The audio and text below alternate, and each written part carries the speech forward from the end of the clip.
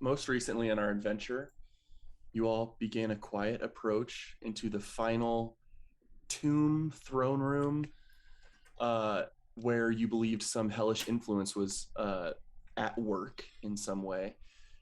And then you were contacted by a sending spell from Mirage to Toby Rama's ears, basically informing you that Korik was looking for you.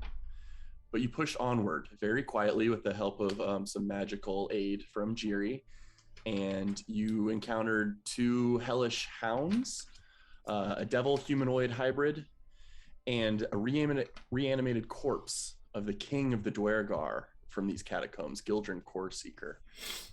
You quickly slew the hounds, fortunately, destroyed the corpse over time, and managed to interrupt some ritual that the devilish creature was trying to enact. Roulette quick to burn his book, and then Toby Rama kind of pouring necrosis into his body, enough to frighten him into fleeing.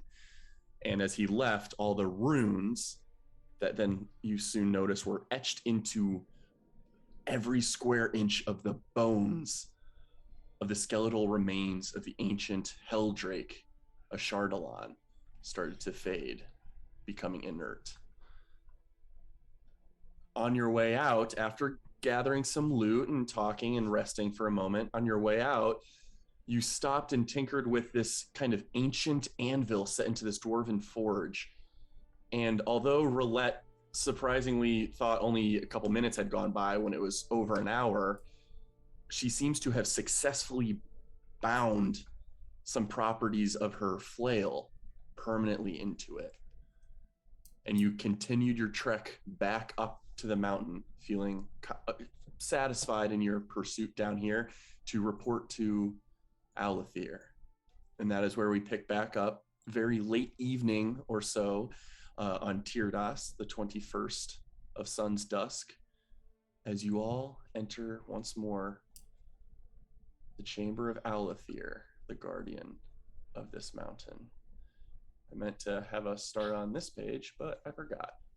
But not critical.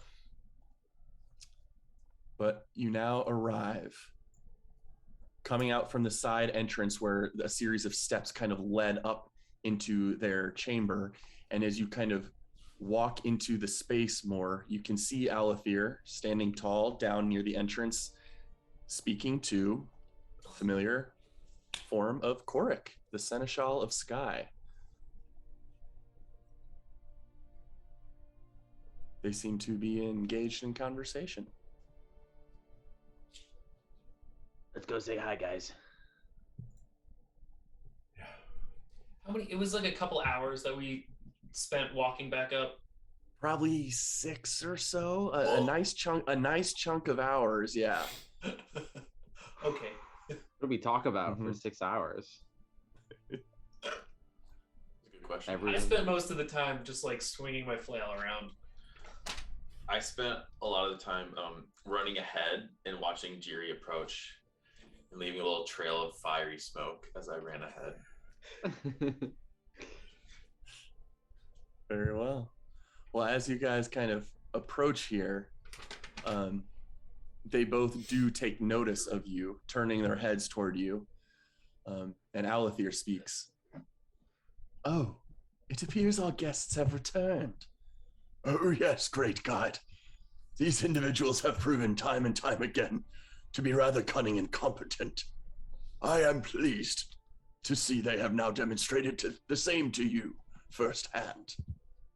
Indeed. Well, how fare you all? Shall I have Nasir draw you warm baths at the geysers? Are you in need of caretaking or bed rest or even refreshment? I'd say all the above. But maybe cold baths. Very well, those can be drawn as well. Well, maybe just like one for Toby. One of each. I'm tired of the heat down there. Understandable. Well, please, let us get you comfortable. I find it prudent to prioritize your well-being ahead of any report of your findings, so let us get to that when we get to it, but come. And they will lead you out with Korik at the side. out to Oh. the entrance of the village of Inawe, and should you prefer, back to your abode, which has been made still available for you. I take in the fresh air with a lot of relief. Yeah, it definitely feels very clean and void of brimstone, kind of nasty sulfuric just permanence that you guys have been ingesting for hours and hours and hours. Yeah, so when are we going back to Corey Tall? Oh, Hopefully soon. Master Jiri, I was expecting you all to either want to spend the night here and we could make our way out in the morning, but if you would prefer, we could travel there in a moment tonight and you could spend the night in the Emerald's Edge tree home that you have long been away from. Oh, that'd be pretty cool, actually. Guys, you want to go back to Corey Tall for the night? Oh no, I wanted let's, to hang out with the Metabol for a bit longer. let's stay here for the night. We gotta chat with Alethir anyway. At least report back. Jerry, they pulled up a bath for us. Yeah, but this mountain kind of sucked, guys. Corey Tall was cool. Toby, what about you? Will you come back with me? This mountain did suck. We don't have to go back in there. They can stay. Telperion or Let can stay here in the night. You and I can hang out back in Corey Tall. Korik, is it possible that you could take us back down the mountain tonight and bring us back in the morning? I could. I can only maintain that magic twice a day, so it would drain me fairly quickly tomorrow. But it is possible. We'll rough it another night on the mountain. They're fine. I know far too much about been feeling drained on magic. I'm sorry, Jiri. I think we gotta. Hashtag triggered. All right, Jerry's gonna Very pout a little well. bit and be like, "Fine." Well, perhaps early in the morning we can make our way there. Did you need something from us, Korik? I have a feeling you're not here for pleasure. Oh, yes, of course. I have a task that has grown in urgency, that I was hoping to get your aid on. The timing is rather opportune. Although I think you should speak with Aulethir, the great guide, before I abscond with all of you. So, please, I will make myself scarce. You can feel free to converse with them as you wish. Oh, do you want to know what was in the mountain, by the way? Of course, if you want, I could linger behind to hear what you have to say. Oh yeah, we got a crazy story. I'll tell you all about it. Very well. Spin a Jiri tale for him Yes. about our journeys through the mountains. Okay. Go ahead, give me a performance check just for the hell of it.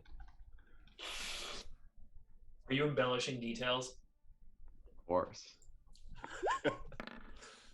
Jeez. 16. Ah! Korik seems this individual is very seemingly competent when it comes to natural magics. So you know there's a sense of gravitas in his capabilities, but his eyes do go wide and he seems shocked and almost frail as he's leaning on his little dream catcher staff and looking on in horror as you spin the tales of what you all encountered down there. He seems very taken aback that you all successfully survived. I am in the background as Jerry's doing, whenever Jerry starts embellishing a lot, I'm like and then we slew a Chardalon himself. I mean, his dead body's down there, so you can go check for yourself as proof. I go, Excuse me. And Alethir themselves cuts in when you bring up a Chardalon.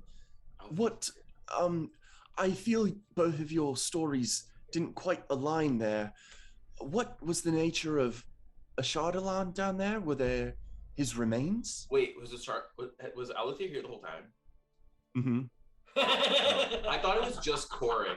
Yeah, me too. Alathir's like kind of by the door, and Korik was engaged in conversation with you all, but Alathir is there as well. Alathir walked in halfway through because Sure. I think all of us thought it was just I thought Korik. it was just Korik. And if that was Yeah, the me case, I too. was going to be Yeah. like, oh, never mind. So when Alathir's there, I say, oh, Alathir, Yeah. Jiri was maybe embellished a little. Maybe we could tell you the actual truth of it all if you're ready for the news now.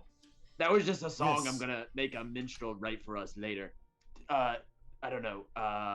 Toby, do you want to tell the real tale? I mean the boring version of the real tale.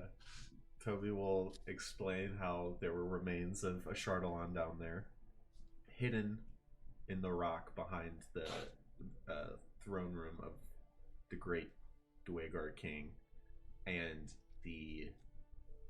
what we assume to be hellish creatures performing an enchantment. We perhaps assume to reanimate in some aspect.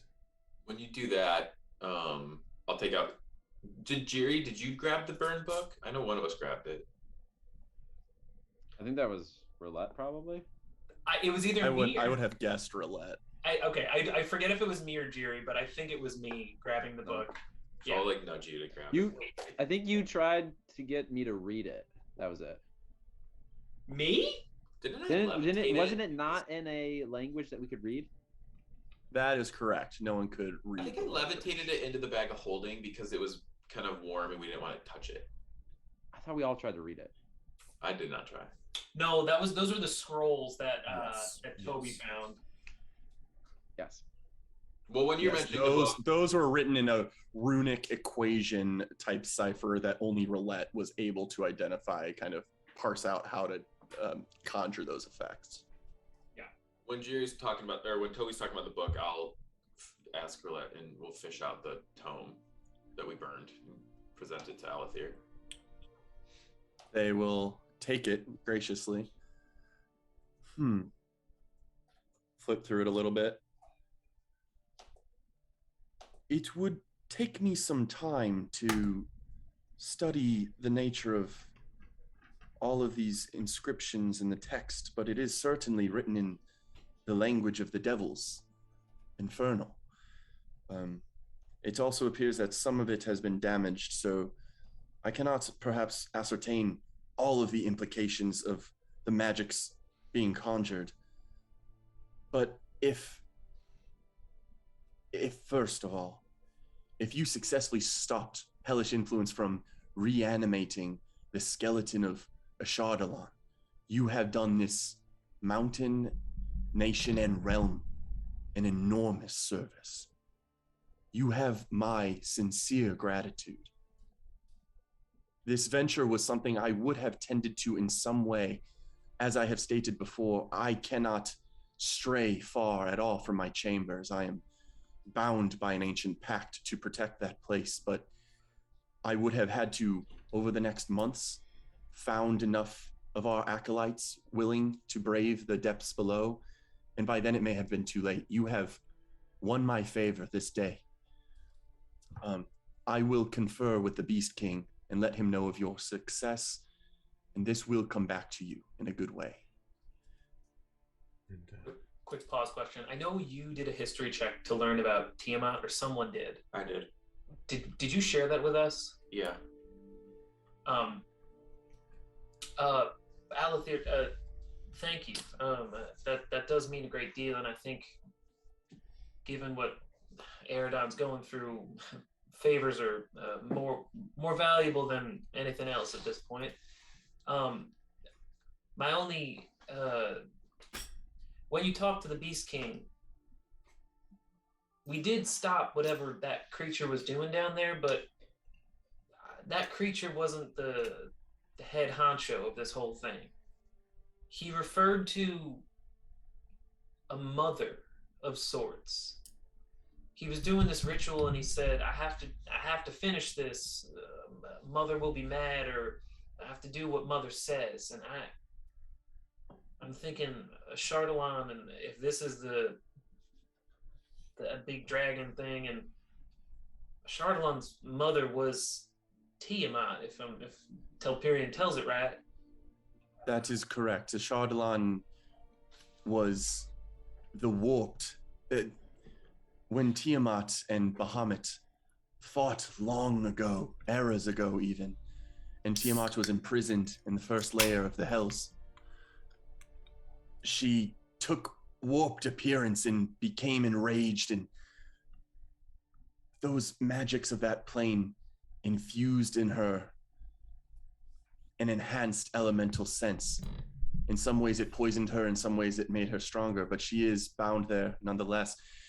Although she did bear a child, a wormling, that was Ashardalon, born from the goddess Tiamat, clawed its way into this world with its hellish influence to fuel its anger, and seems to have long ago tore through, as I believe I stated when you all journeyed down there, these lands are scarred.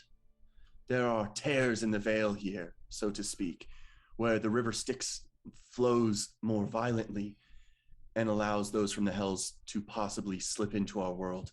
That is why I am bound here to act as guardian, prevent its infiltration.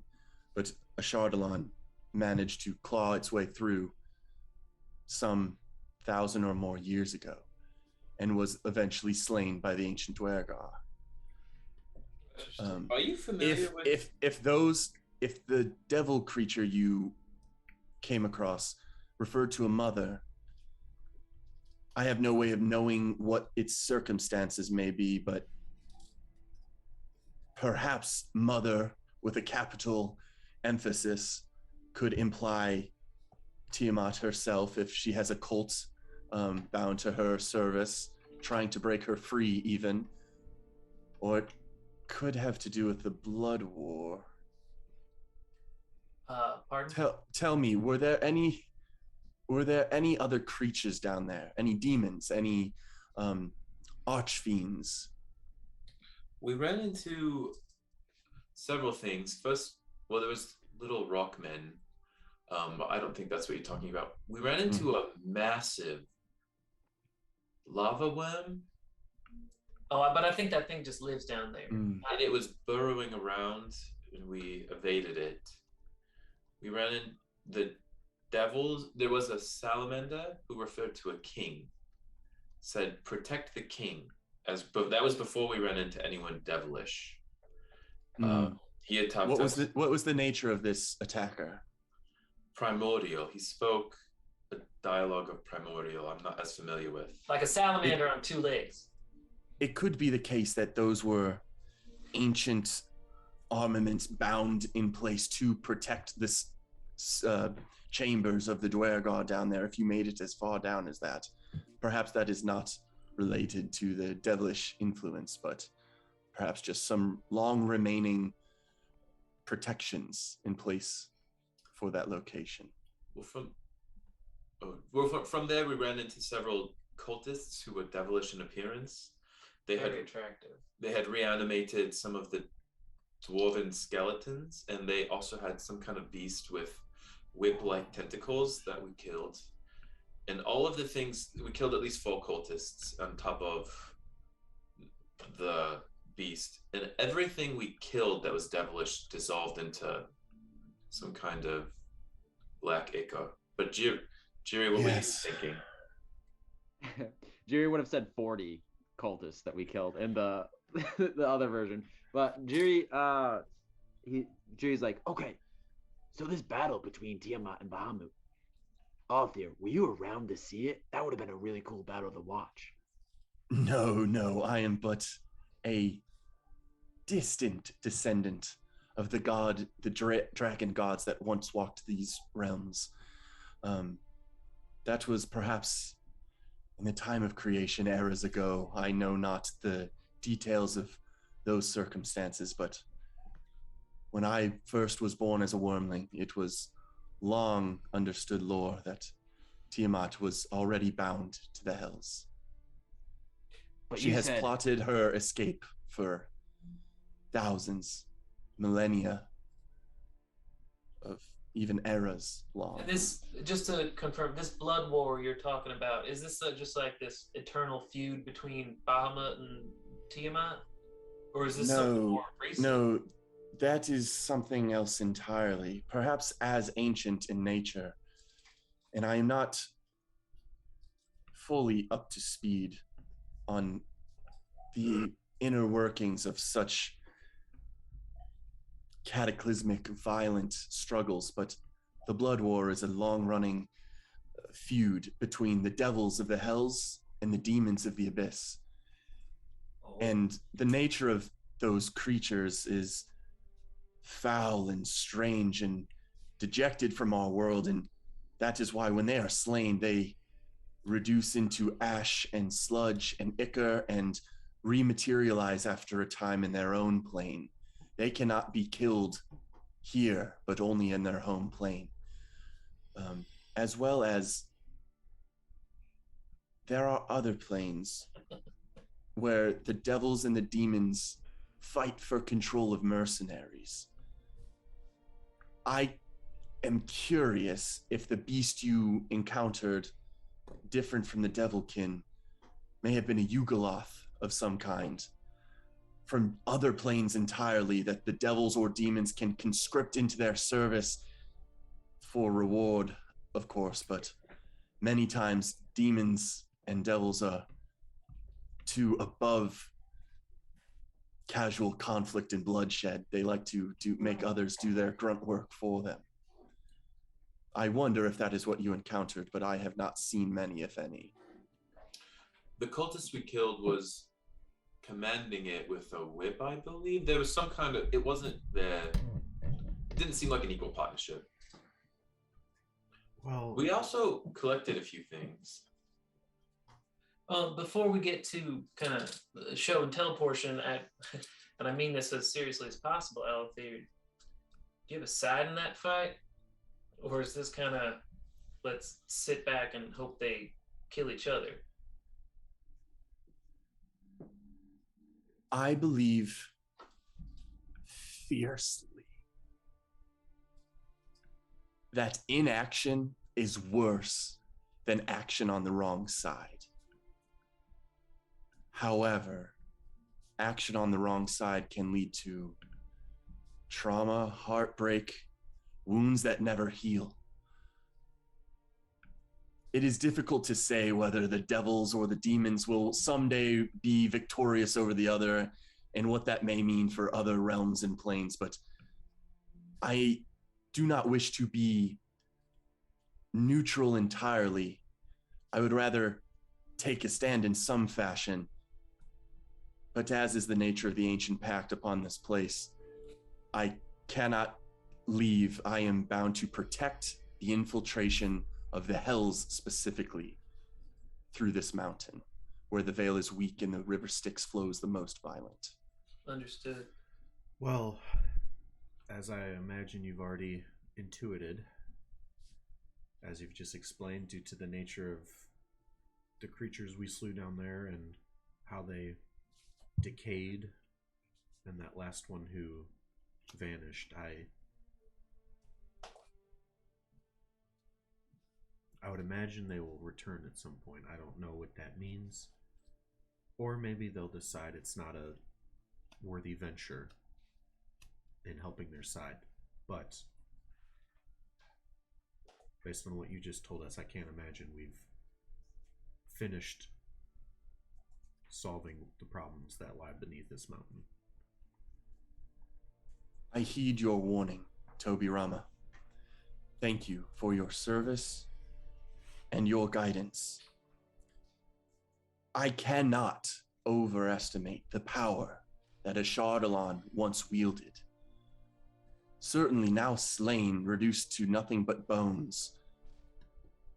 Hopefully, if those creatures return to complete a mission left unresolved, hopefully it would not spell devastation for the entire realm,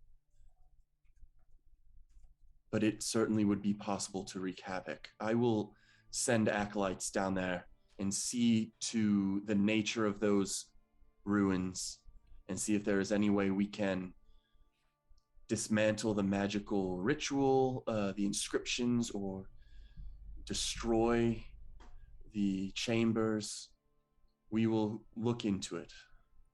Roulette. And I don't know, Steve, if you know this, but Toby would be looking to Roulette for this. The chambers where we found Ashardalon's remains and where that magma worm had been dwelling. Do you think it could maybe potentially burrow? Could it be led?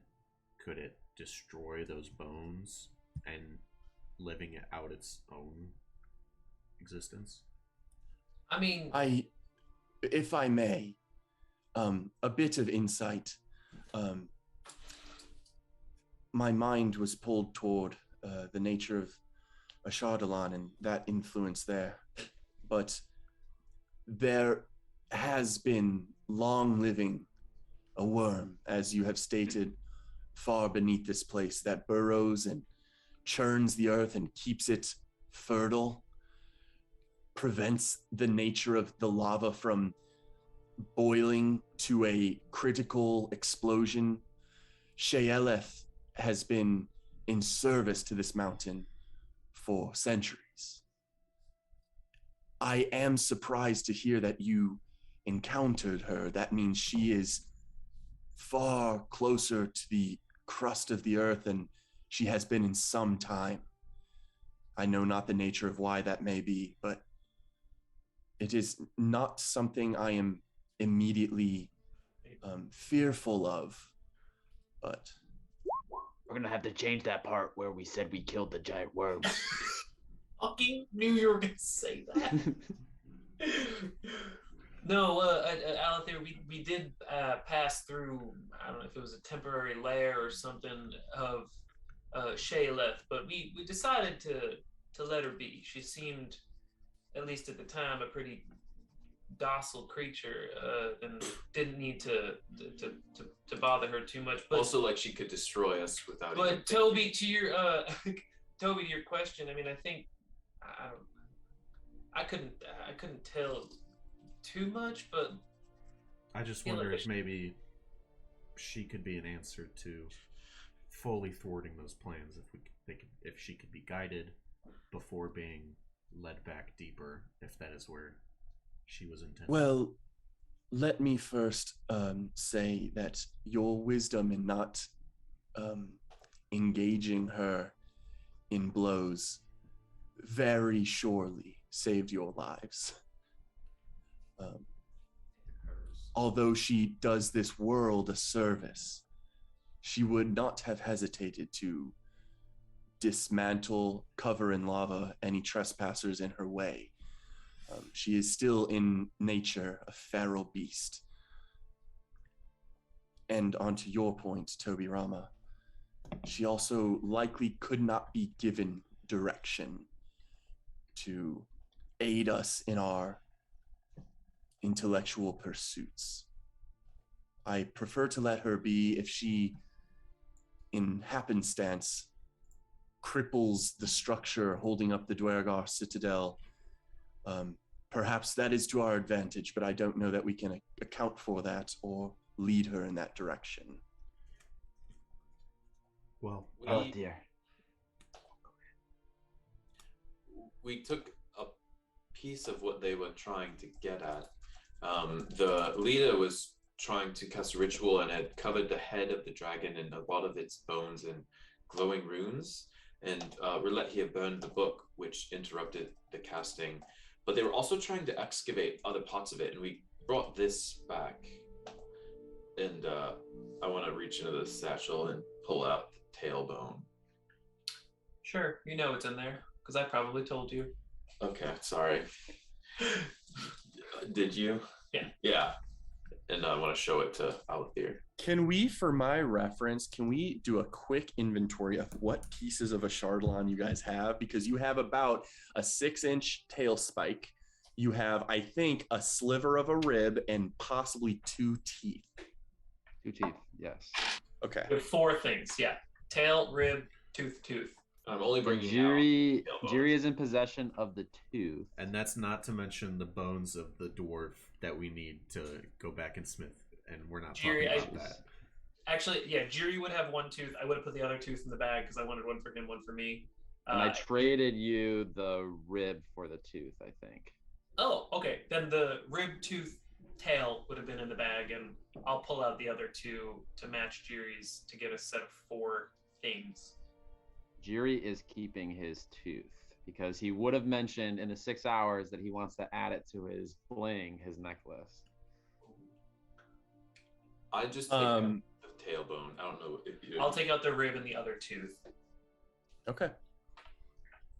If you're presenting these to Alathir, they will accept them and inspect for a moment.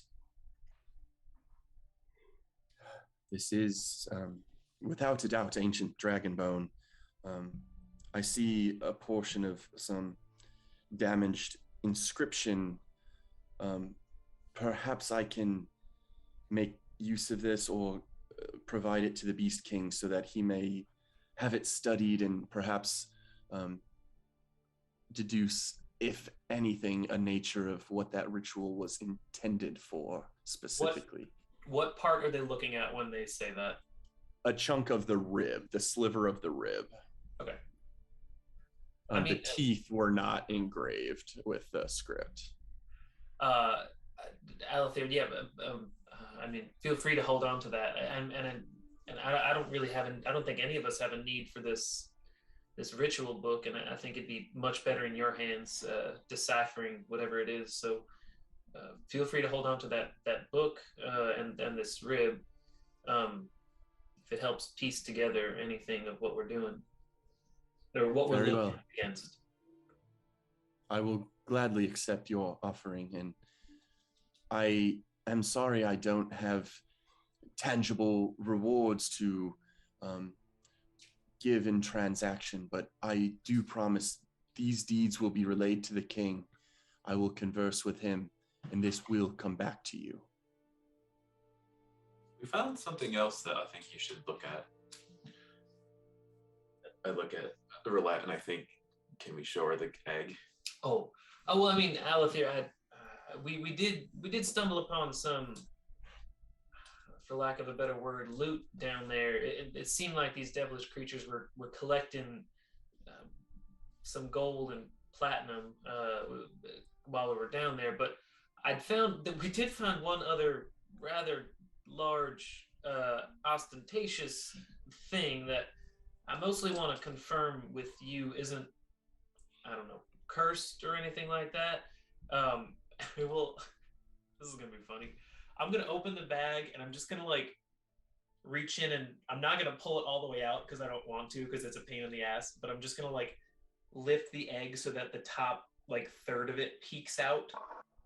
We found this rather large egg. I think it's made of gold. It's got jewels and stuff all around it.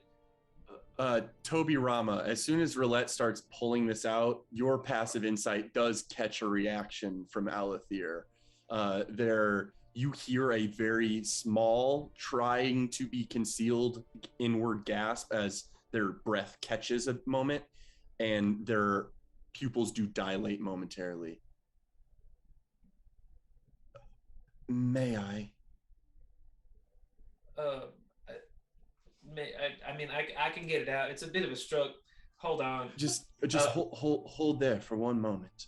Okay.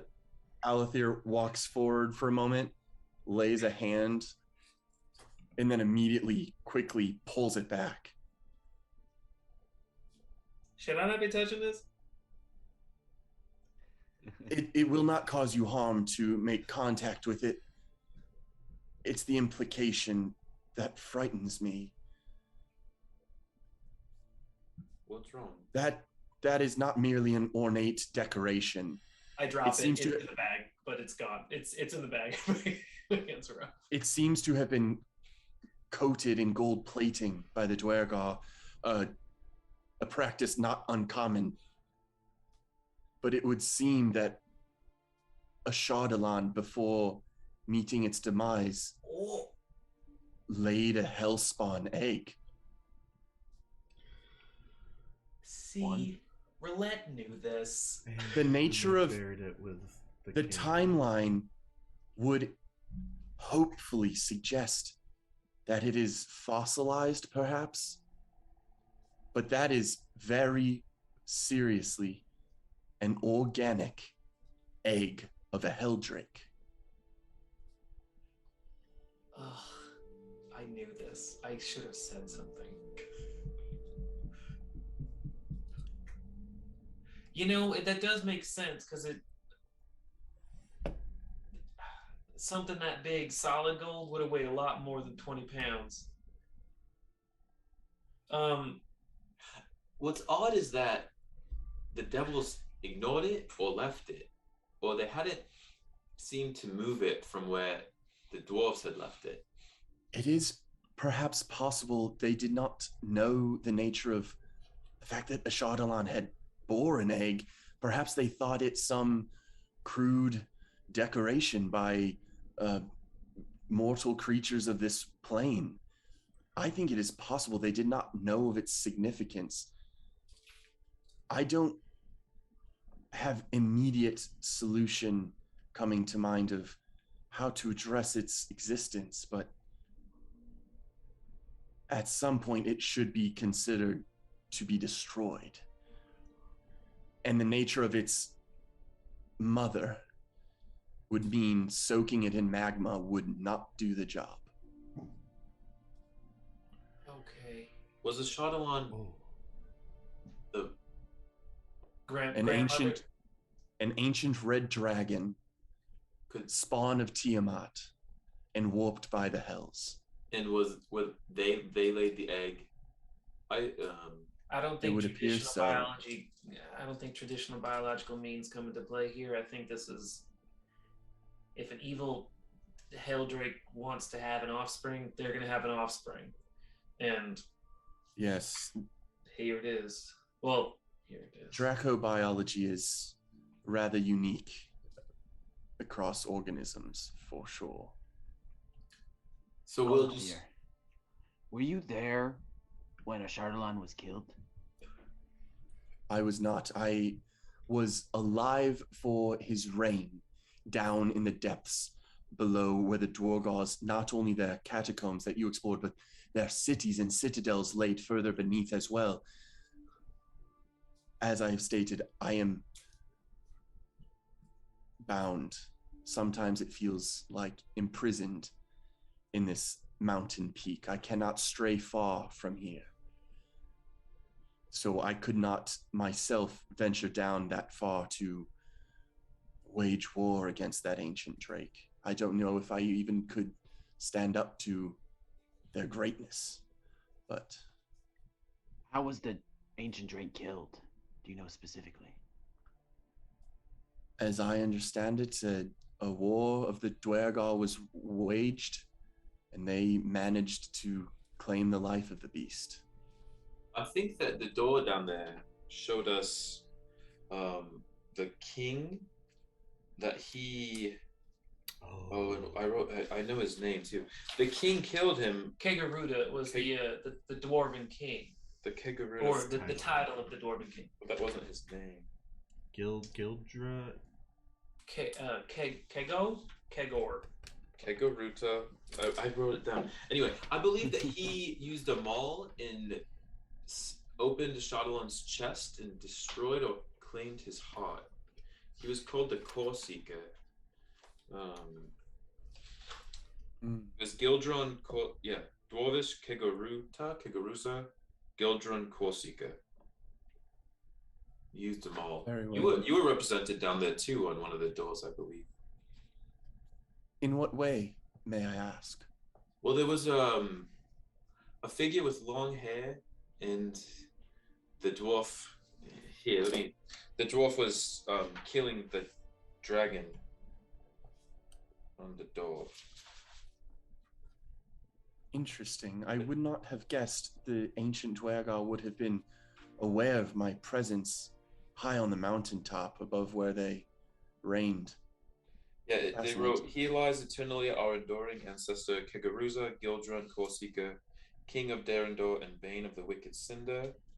And then above the throne, there was a depiction of a crowned dwarf slaying it, with a long-haired figure and a dragon descending in flames. Were you not the long-haired figure? I imagine I could have been. I am just surprised they would have been aware of my status and position, I suppose. DM, quick question.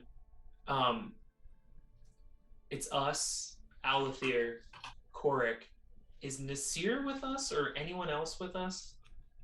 Nasir or no, it is very late. You've seen lights on in most of the door windows you've walked through the houses by. It seems everyone is functionally done for the night, away. Alathir had mentioned that they would send for Nasir if you guys had requests, but Are we indoors right now? yes, you are all functionally within the doors with a closed door within the abode made available for you all. Can I just like look at the windows? For sure. I just want to see if anyone else is listening. Yep. Let me better represent. There we go. Go ahead and make a perception check.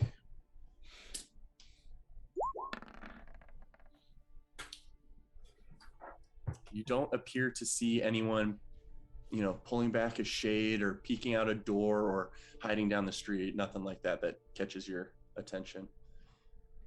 Alathir, if we were to want to find out more about Tiamat and Bahamut and this whole situation, who could we talk to? Is there anybody in Chimeras that might know more? There may be some dragonborn scholars or lizard folk even that amass down in Nor Azel in the southern coast of Chimeras. The Jazuran coast is what it's called. Although in all of the continent, by far and away, the greatest resource for study and tome research would be the Gilded Library of Aurorus in Bellidonia. Perhaps if you make your way there at some point in your life, you can research more resources than you've ever seen before, with experts that know those shelves backward and forward. We definitely got to go there and read some books. I do see a library somewhere in our future. On that note, you may consider, this is just one detail that struck me as odd in your story. Famously, creatures of the hells have no need for coin. They deal in soul, well, that is misleading. They have no need for the currency of the prime material plane. They deal in soul coins, which is a darker, fouler type of exchange. The fact that they were gathering and plundering the tombs of the Duergar strikes me as odd. I don't know what they could have to gain from such an endeavor. Likely that currency would be virtually useless where they come from. You may consider looking into any precedent where hellish creatures have dealt in prime material currency. I mean, not to put in yet another damper on kind of our success down there, but I do think that lends itself that creature we fought was not. There's other creatures or beings probably mixed up in this.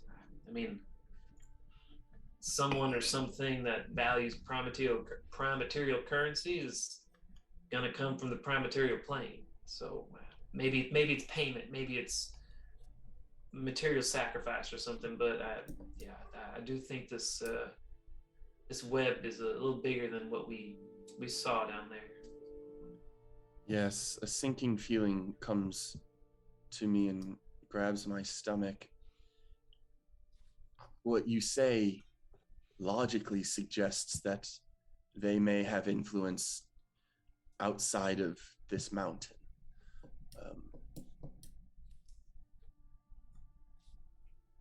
But your successes in preventing the reanimation of Ashar-Dalan has won this nation and myself gratitude.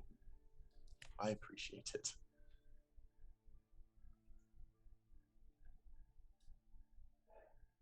Just to add to it, Roulette would have started at least like sketching out roughly what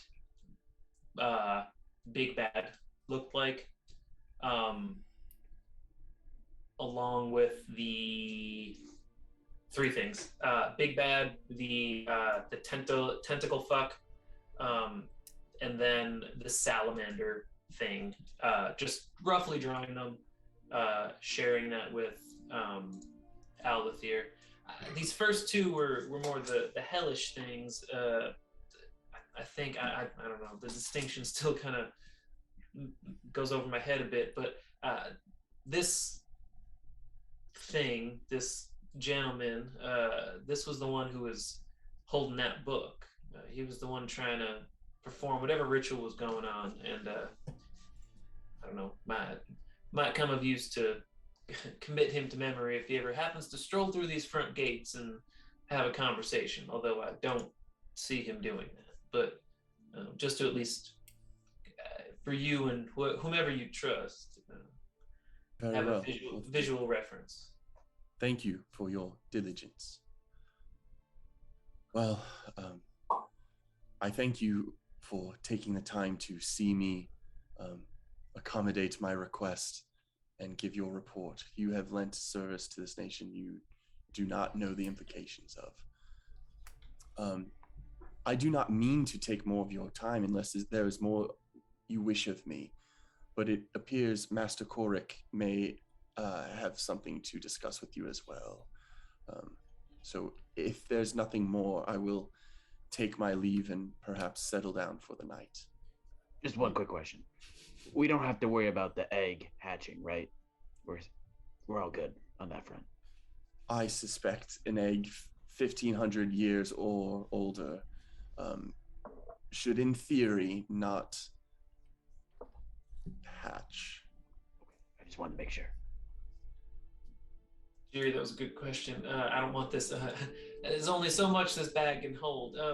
Alethir, I'm wondering, this is more of just a passing request, and maybe just a first bit of your gratitude that we'd like to take up. And we are guests here on your mountain, and I wouldn't feel right if we didn't at least tell you that we did take some things from down below, pieces of equipment that I am for sure certain that they will help us wherever we go. They are strong pieces of equipment, and I will show the breastplate, only the breastplate. Their insanely high passive perception notes the breastplate, and eyes flicker down to Telperian's boots. I like show Fury squeals. And his boots. Hand them over. No, she doesn't say that. I don't know where we're going next. 3 days ago, 2 days ago, I didn't know we'd be heading into the heart of a mountain to nearly bypass a gigantic worm and kill a devil, but I confidently say that these implements will help us wherever we go. And I am certain of the same. I believe the Beast King and myself share a very similar mentality when it comes to the nature of repurposing the old for new gain. From ash growth is a core principle of ours. So put them to good use. Better what appears to be the hide of Ashar-Dalan. Better that is bring some good into this world. I deeply thank you for those gifts from down below, and from the gifts that your village here have given to us. I had one last question. You are familiar with devilish influence then, right? Are you familiar, or Do you have any knowledge of weapons? We collected something from that demon that we killed, and I'm curious if you'd learn anything if we showed it to you. Have you encountered a demon as well? Well, it was a devilish demon, the one that we told you we faced on the way up. I'm not sure. It's some kind of fiend. Fuzzy on the distinctions. Jurmorhin, was Yes, that the that one. name you spoke of? We have his sword. It's the only thing we have. It's one of the only things we could collect that didn't dissolve. I hesitate to offer an assumption on the nature of that creature, but based on your interaction, I worry that may have been some dragonborn made feral and affected by hellish influence seeping into these lands. I fear the hellish influence warped that individual into an Abishai, another type of servant of Tiamat.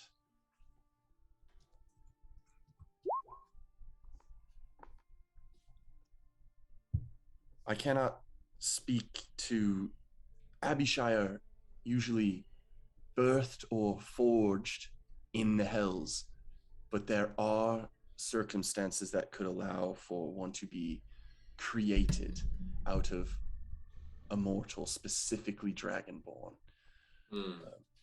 That dude sucked. We did not like him. I'm just gonna pull up my quiver and I'm gonna jostle around and telekinesis out the sword of the betrayer and just say betrayal. I don't know if you could learn anything to help us with this blade, but we do believe it's cursed and has hellish influence upon it. We just were going to carry it around. We didn't really know what to do with it. I suspect an acolyte of adequate connection to a deity might be able to help rid the curse on an item like this. You may, as long as this does not have biological resistance to or immunity to flame, you may be able to discard that into the magma here and forsake it forever. Okay. We can think about that. Very well. Well, I am in your debt. I will make this known to the Beast King. And I am glad to have met each of you. Now, I will take my leave. I will suffer no offense if you journey out in the morning alongside Korik without saying goodbye. I may not even be in my chamber, for all I know. But if this is the last we see of each other, be well. Thank you, Al. And they actually give a bow and retreat out of the room and away. Listen, you four, 5, Alfie, I hope you can respect the nature of that interaction. The Great Guide is powerful, and I have not seen them bow to any but the king. Just as a reference.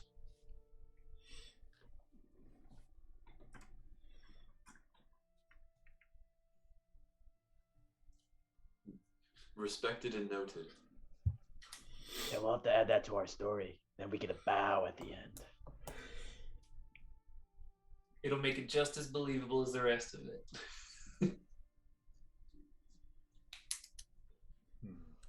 Well, Korik, I think, departing in the morning sounds like a good idea, and I think we've got a bit of rest ahead of us right now. Is there Very anything- well. My hope is,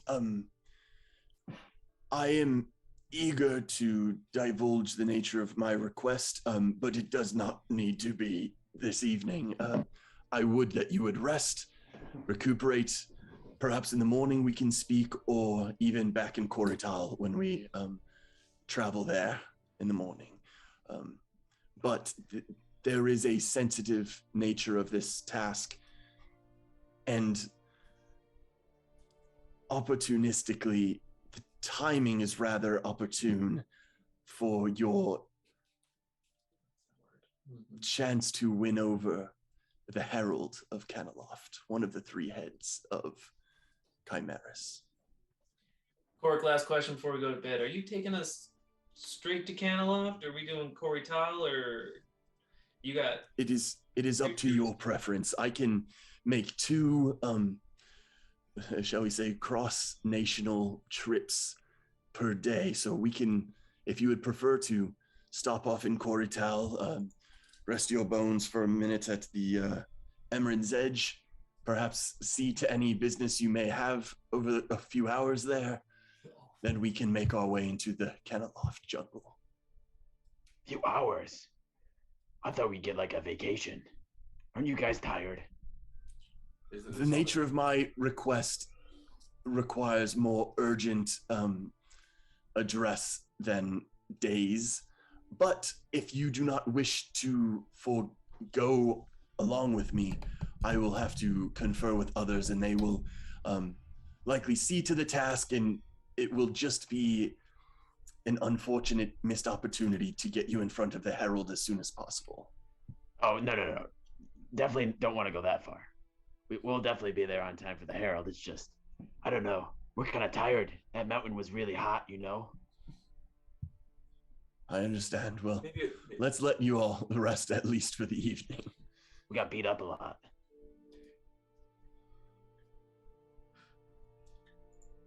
Is Cork moving to leave? He simply seems kind of standing there timidly holding on to his, like holding up himself on his Dreamcatcher staff, kind of eyeing you guys for gestures of, are you ready to settle down, or? Cork, you staying Is there- here or somewhere else, or? Oh, no, I primarily sleep in the form of a beast. Oh. Yes, I will find a tree somewhere nearby and find a perch. I'm gonna. Oh well, I took out my armor earlier, and I'm gonna leave my pack and stuff. I'm gonna take my quiver and say, "Well, I needed to go talk to Nasia. Do you want to take a walk with me, Korik?" Certainly. If you wish, yes. Quick question, Cork. Well, this new place we're going to go to, are they going to have stores there? Stories. No, stores. Place to buy stuff. Oh, yes. The Kilodine is the primary city within the Caneloft jungle, and is every bit as bustling and lively and energetic as Koritao, perhaps more uniquely situated in its circumstance and terrain. But yes, there is transactional exchange. Maybe frequently in these Mirage places. has a franchise there. That'd be cool. You know, I don't believe he prefers the altitude of that place. But perhaps a consideration for him at some point. Okay.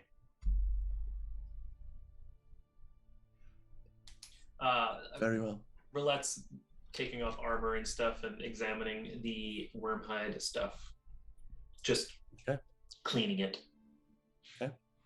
Well, unless there is anything else, I will bid you good night. And young elf, we can speak as you make your way to Nasir's, as you said.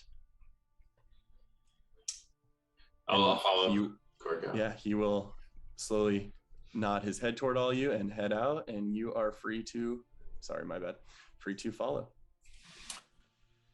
All right. Yes, is there something weighing on your mind, Telperion? To Caneloft then? Yes, yes. Do you have any idea how that's going to go for me? I admit I have paid rather close attention to you in my interactions. I personally find you to be an upstanding, noble, and honorable gentleman. I cannot apologize for my kin or demand an apology for yours. But I do know there is bad blood between the bird folk and the Ithilwinge.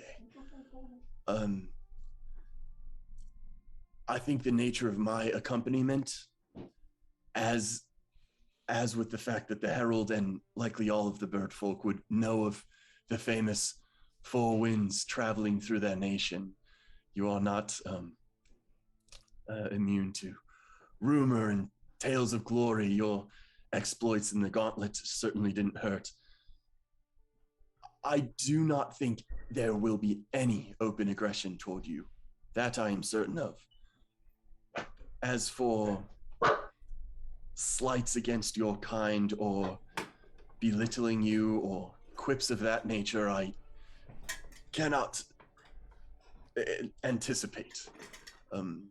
They will not come from me, and I will try to steer any I hear from toward a more neutral ground.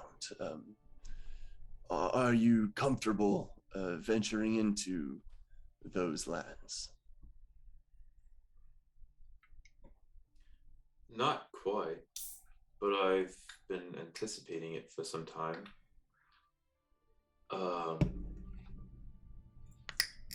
And it is good to know there would not be open aggression. That seems like quite a lot. I will admit it's also been hard for me to get to know you, but like you said, you can't apologize or defend. It has been very interesting to get to know you, and I'm eager to see Kenneloft. And I don't intend to be some kind of brew. I have the weight of my peoples on me. Your people do not live very long, am I correct? Typically. 20 years about? Yes, I would say I am a very rare exception to that status. I have always personally found it rather unfortunate that our respective kin have had clashes over the past centuries, as the long-lived elves and the short-lived bird folk equally, in my experience, mourn a life cut too short. That of the elves is apparent.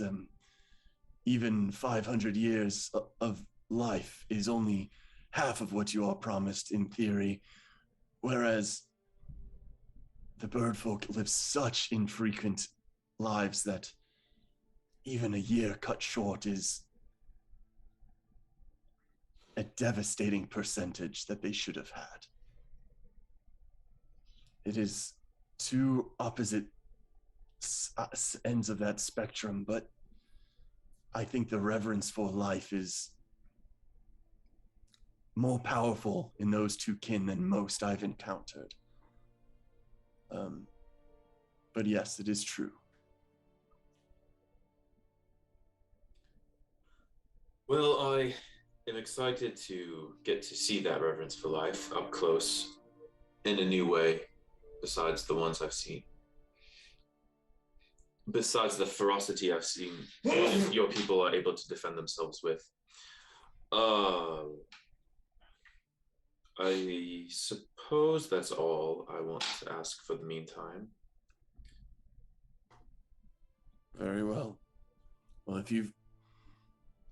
I'm sure my proximity doesn't perhaps bring you comfort, but when we journey there, if you find yourself unsettled by your surroundings, I will lend myself to your aid however I can. I don't relish asking for that kind of help, but I may need it if I am taken aback by individuals that I meet, maybe ones I've run into before. Let us hope the brand shared here between us today and the past months can serve as the first of many to build a bridge, perhaps. Appreciate well. it. Well, don't let me keep you. I will be away unless there's anything else. No, that is all. Good night. Very well. In a moment of slight extra limberness, Quirk's wings beat and he hops up into the air and his form warps into just a simple hawk, which then goes to perch up here where there happens to be a hawk on the page. Nice. Yes. I feel bad taking more solo RP time, but I do want to look for Nasir before I go back. Sure. You would know where his house is, which is the one kind of most up front and center. So I'll go there and I'll knock. Yes, how can I help you? Nasir, we're back. Oh, very well, you're back. Yes. That's excellent. Alive, which is good news. We probably are going to be leaving tomorrow, and I had asked you when we arrived, essentially, if you had any ideas on transmuting the power I have as opposed to the typical elements. I think you said you were going to look into it, but I wanted to check before we left if you were able to find anything. I apologize. I have not studied the nature of your capabilities and how they may be transmuted in the last day and a half or so. I have led many meditations and such, but I can prioritize that in the next few days.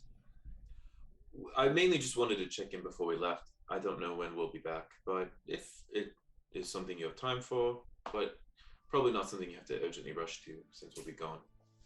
One thing I can say is that I have found that an individual's ability to transmute one of the earthly elements into another is more successful when it is more in tune with their own nature.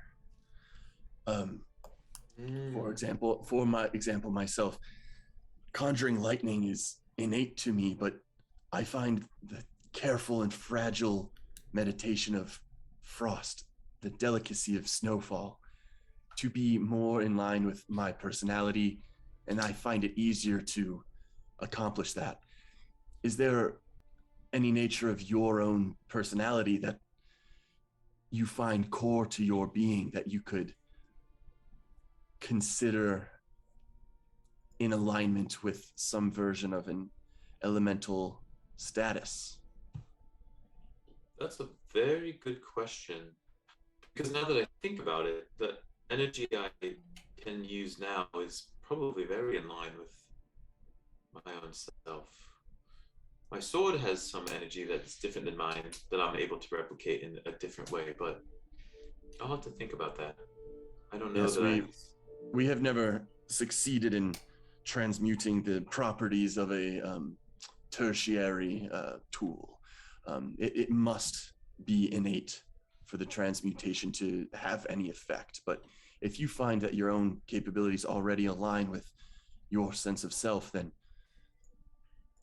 I don't mean to push you off. I will still look into the matter, see if there's any precedent in the minimal tomes we have here. But I just recommend doubling down, pushing yourself further than you know you are currently capable, and you will likely see success over time. I appreciate that. Thank you. And without trying to rush out, I'll head out. Certainly. Cool. you will go back to bed. And you are able to enter back into the home. Is there anything else you guys were specifically seeing to, tending to, tinkering with? Toby, what armor do you have on? I'll kind of lift up the bottom of my shirt. It's just a bit of chainmail, just a little shirt I've got underneath. Okay. I mean, at some point, so Roulette will be first and foremost mapping out how to put pockets on the like inside of this breastplate and spots where she can put it. But at some point, while we're just like putzing around, we'll walk up to Toby, not really even saying anything, just like I'm picturing the size chart now because I am taller than you. Yeah. I'll stand you up and I'll feel around to feel what kind of armor you're wearing, and I'll pull on it, and I'll just be like reaching in, turn you around, like take a look at the back of the armor. Toby, do me a favor, if you wake up before me tomorrow, just wake me up as soon as you do. I wanna give you something. Jiri, you too. Okay. Same thing. As soon as we wake up, just nudge me. I got a couple of ideas I want to give you tomorrow morning. Oh, and Steve, we probably would have, because Jiri would have bugged you on that 6-hour walk we had. So I think additional one of your sketches may have been how he wants his like new necklace, his new trinkets on his necklace to be laid out. Oh yeah. He might be bugging you about that. He's got a plan.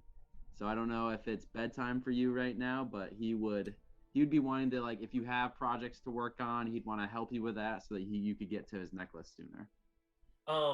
I probably would have Jiri just help me by I'm gonna put the wormhide armor on you so that I can see how it fits on someone, and then I'm literally just gonna be like taking chalk and like drawing onto the leather of it while it's on you, so I could figure out like, okay, this pocket is in a good spot, this one wouldn't be a good spot. Yeah, Jiri, just stand there for a good, arms up, don't move. Yeah, I'll get to your necklace in a bit, don't worry. But I'm just purely doing my armor stuff.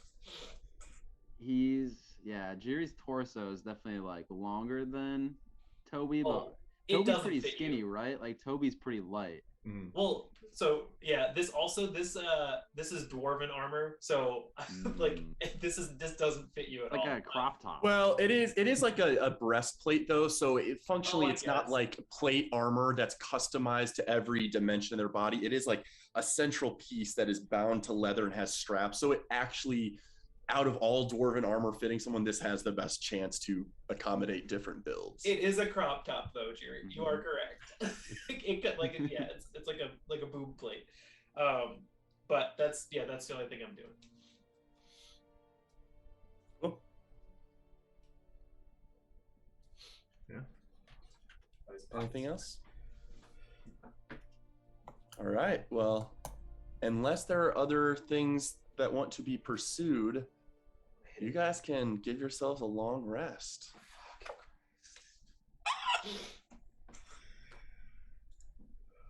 Jiri would have bugged Toby about like sending messages to people, but I don't think Toby's capable right now.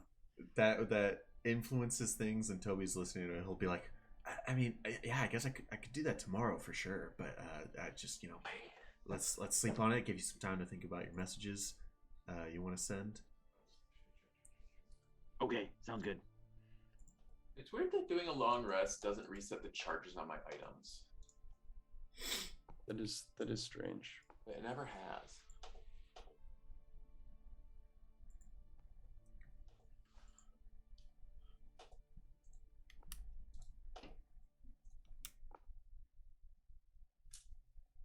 Well, you guys are able to successfully complete your rest. No dreams or memories or unique trancing items or otherwise prevent your smooth, sound sleeping. You guys are all probably very tired, so you sleep wonderfully. Roulette, you do recover your point of exhaustion. And you guys are able to come to. in whatever order you want. Telperian's probably the first one, but Yeah, I'm gonna do go about and jog. Oh, I think I'll take my blade too and just do some forms with it out in the open somewhere where there's no one. Like Yeah. not hiding, but like I'm not gonna act. yeah, there's bother. plenty of meditation grounds where you can have your own kind of private space before anyone else is waking up, for sure. You kind of get to see the dawn approach. Beautiful on this mountain, as you can totally find an overlook that sees straight out over the eastern sea. Get in.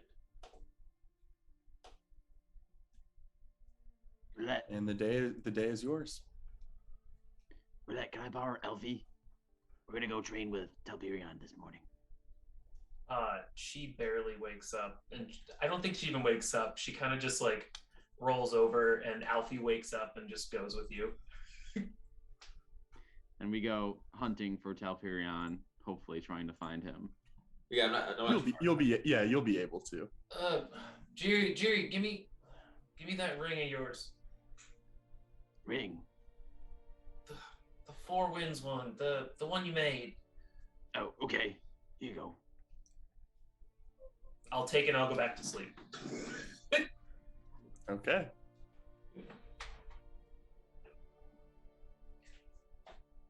But you are able to, if you're fine leaving that with Roulette, you are able to go with Alfie to get Telperion for sure.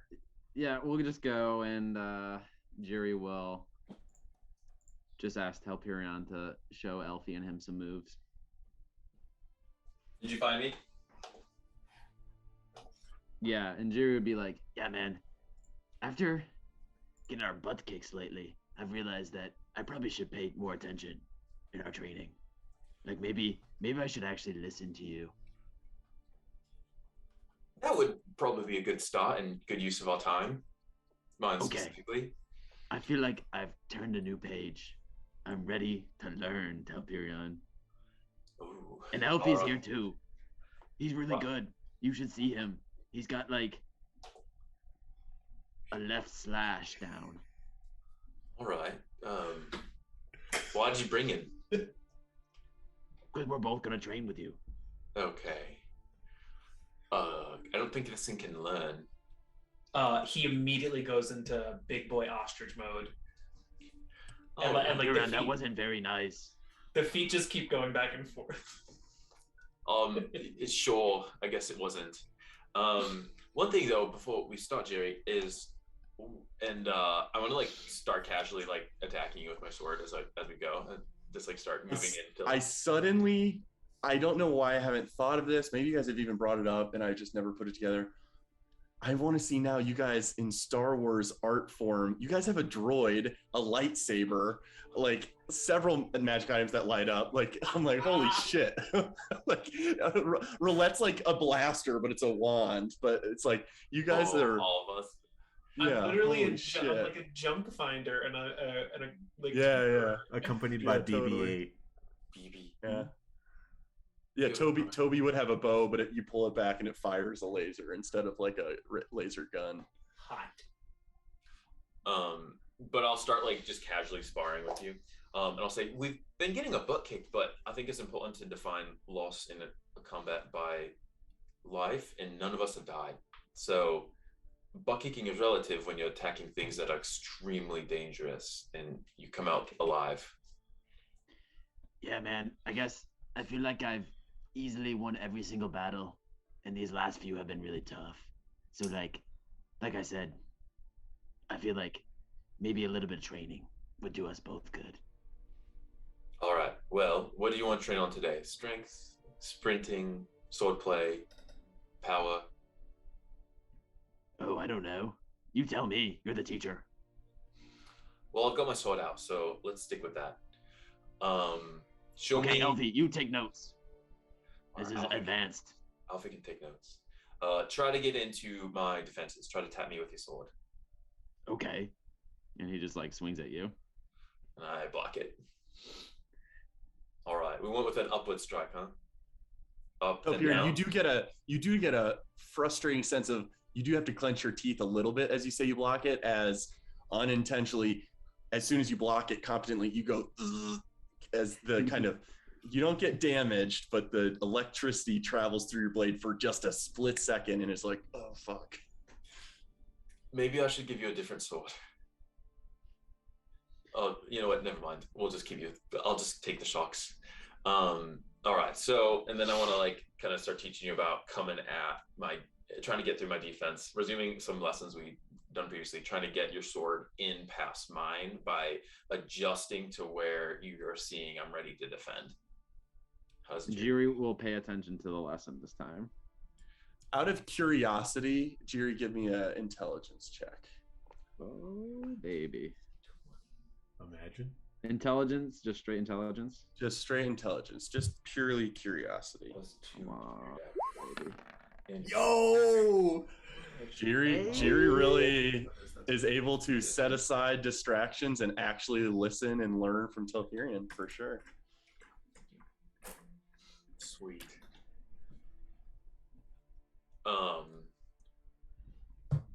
I could say more, but I don't know if I need to or should. Okay. Very cool. Toby, you are free to wake up. Roulette is very reluctant to get out of bed, it seems. Not much less so. Like maybe as I'm getting up, Roulette's starting to stir, and I'll walk over and give her a gentle foot nudge. Be like, "You said to wake you up." The second I hear your voice, I'm like bolt upright, and I'm very much right in your face, and I have tools out, pulling them out of my pockets, and I'm like going up against your armor. Toby, don't move, don't move, don't move, don't move. Don't move. And I'm just right here. Oh, okay, here. You get shocked every now and then, like there's no spark or anything, but you just like it's like a little twinge. And then just okay, you're good. Thank you. And I immediately turn around and I just take out some more of my tools and I start working on Jiri's ring. Toby, yeah, just if you feel anything weird on that armor of yours, it's just it's a bit more sturdy on you. Don't worry about it. And I will turn back around and I'm just working on the ring. Have you seen Alfie? He's got my whatever. And I'm putting one infusion into his armor, one infusion into the ring. Yep. Very cool. You are able to do so. And probably by the time Jiri and Telperion and Alfie return, you've probably been well able to accomplish that venture.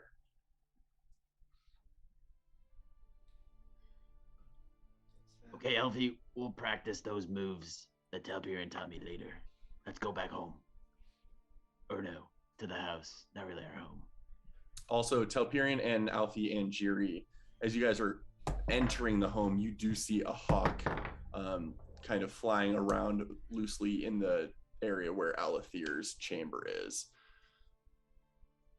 But you guys are able to enter your house. Once I finish with Toby's armor and with the ring, I'm going to start writing a note to Alathir.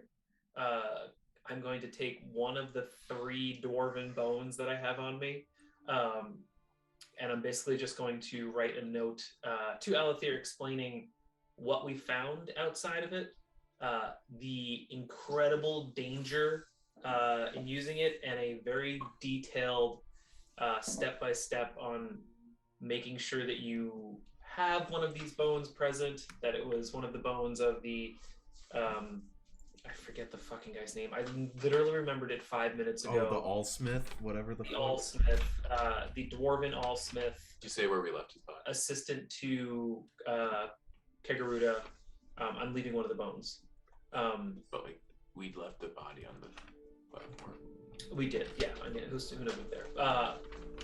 And just alerting Alathir to its presence. Period. End of story. I hold out a ring to Toby. I hold out a ring to Jiri. Oh, thanks. What's, What'd you do to my ring? what is happening? You Toby.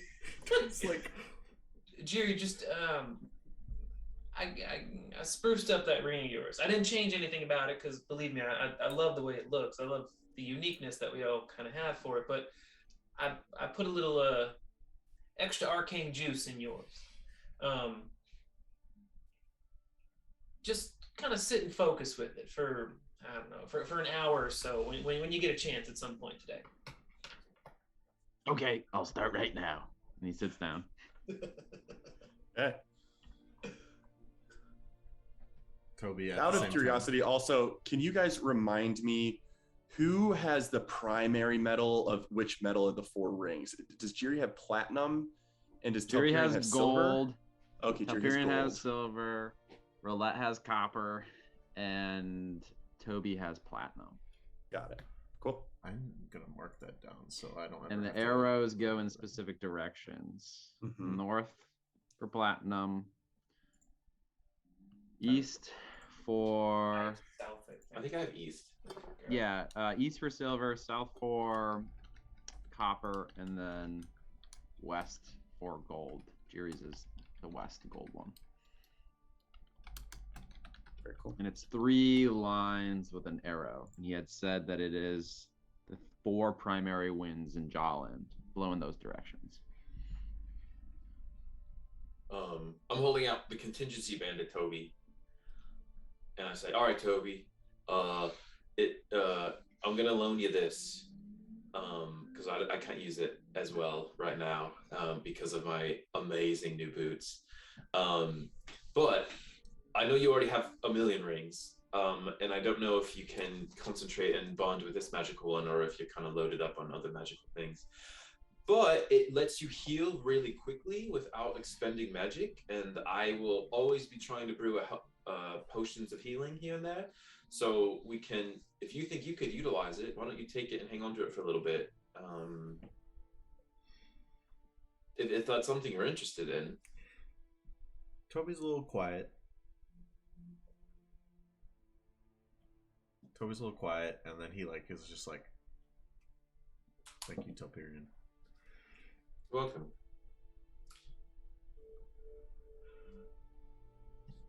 I'm gonna run and just go drop off the parcel. If I see Alethir, otherwise, if I see Nasir, because I think we trust Nasir, I'll drop it off somewhere in there. Yeah, when you get to their chamber, you actually see, no longer in hawk form, Korik engaged in conversation with Nasir inside Alethir's chamber. Alethir does not seem to be in sight, but Nasir will graciously accept your letter and promise its delivery to Alethir.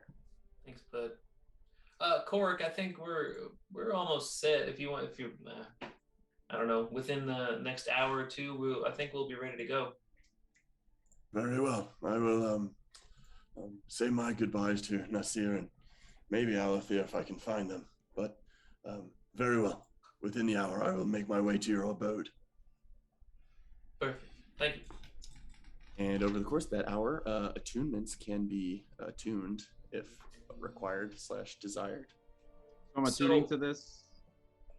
Yeah, so it's an attune thing. I don't, Critter, this is an outside of thing we can functionally figure out for like my infusions into things that I'm giving to other people. Because functionally I can't like gift him this infusion in D&D Beyond. I don't know how to. Oh, I see. So I may have to create the item to add to Jiri's inventory. Okay.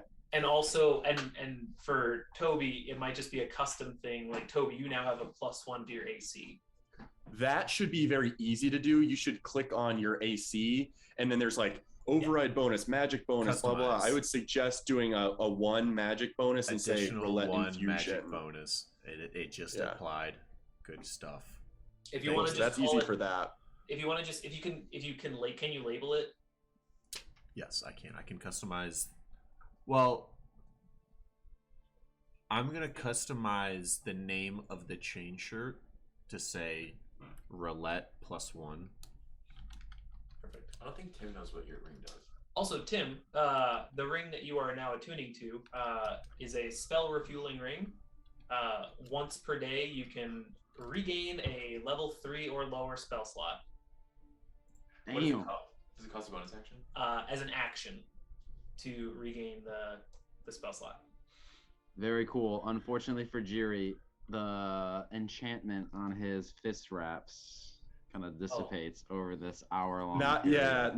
Not even dissipates, but you feel them still there, but just kind of almost uncomfortably seep back into your skin as they were just inky black sludge that kind of suffused through your skin and coated them and solidified into fist wraps that sinks back into your and flesh. Toby experiences a similar thing as he takes off his circlet he's been wearing, tucks it in his pack. Well, no, Toby keeps wearing the circlet. But you can the still bond wear to it and just choose to. Cool. I guess I won't be punching things much as a bonus action anymore. You still got 2 free punches with the charges of the bracers, I guess. But yeah, Yeah, that's Before true. we teleport, do you want to take a bio break? that's a great idea. Yeah. Yeah. Let's say Archie's let's say in the over the back course of that hour, Korik does make his way back to you all, and then we'll pick up there. Thank you, Steve. Yeah. Thank you, Steve. Oh man. Yeah. Hey Google. Hey, Google.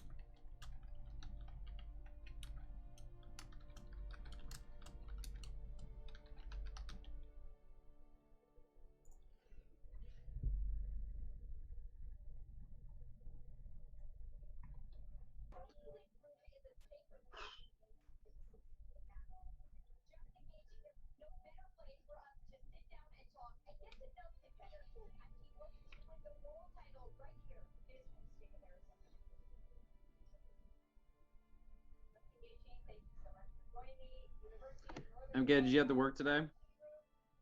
Yes, I did indeed. Nothing crazy. Got off a little early, like I had said earlier. Nice. Continuing to be hopeful that that ends at some point. Yeah, having to work on Saturdays. Yeah. Is there like a different schedule that you're like hoping for?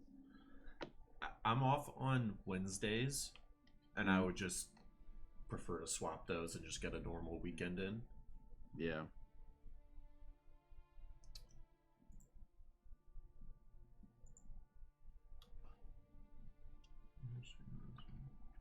Is that buddy that you're gonna be moving in with? Does he work at the same place you do? He did, and he quit not even a week and a half ago. And like he was in charge of the place, like the warehouse we worked in. He left, so now they're trying to hire new people. Yeah, how's the fallout from all that? It's been fine. It's been fine. Nothing notable so far. I know you know the place back and forth, but I was curious. I'm like, oh shit, when the manager quits, what happens? Like, how is everything like just continue the same as it did, or? Right. Essentially, the Forshaws step in and help out during the day in the warehouse, and then also like yesterday, I was over at Lindbergh, helping out, even though I'm normally over at the other place. Yeah. Yeah. Cool. Yeah, people are leaving everywhere. We got a bunch of teachers that aren't coming back next year. We've had a lot of turnover at our place too. My sister's getting a new job. She worked at IBM for like forever. Now she's either going to be working at Visa or this like huge like Mexican and Texas grocery store chain. She's got to like make a decision in the next few days.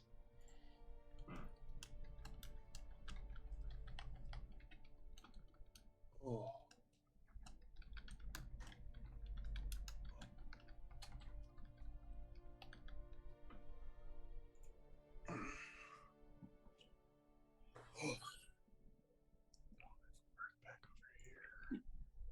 Come here.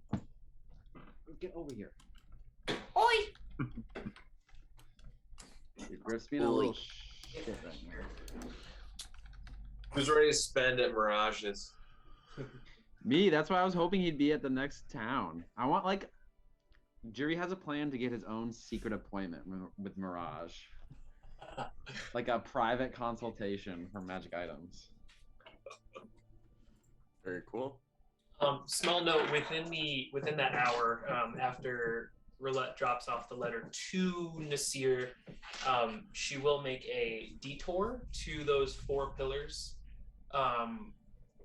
Again, not really doing any big meditating, but definitely taking like 15-20 minutes,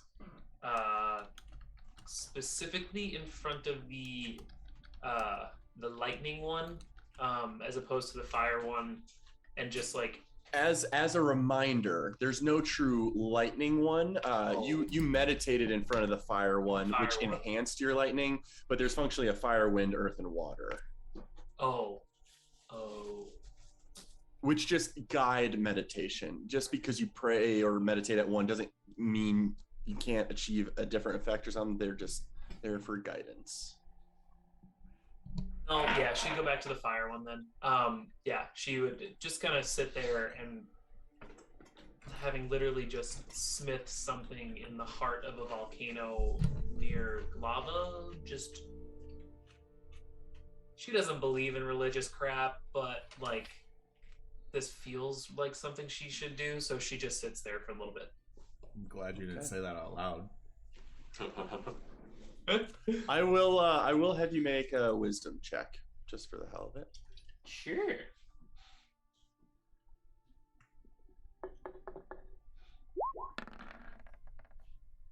Okay. Nothing of note. It's a peaceful meditation. You may have distracting thoughts of whether this is mumbo jumbo versus whether it's just like intended to help you harness your own inner strength or whatever. But you have a peaceful meditation wherever your head wants to guide you. As I'm walking around with the flail, I, like a kid with a flashlight, I keep using my bonus action to turn it on, turn it off, like not believing that I didn't, because I didn't do anything to it this morning. It's just it just exists. That is true. Yeah, you didn't have to focus your capabilities into it. It just exists now. Noticeably way brighter than Telperian's version of his sword turning on and off. Yeah. Good to know. Yeah. It's also a +1. Good to know. This and this. Yeah, and I'll make my way back. Okay. Make my way. As you make your way back, you see Korik in front of the door about to knock, which he does so as he sees you approach. Oh, good. I thought I saw all of you up. Are you and your friends ready to make way to Corital? I think so. All right. Let's gather everyone and meet out front in front of the village. There's a tree not 100 feet from the village gates that I think will serve us well.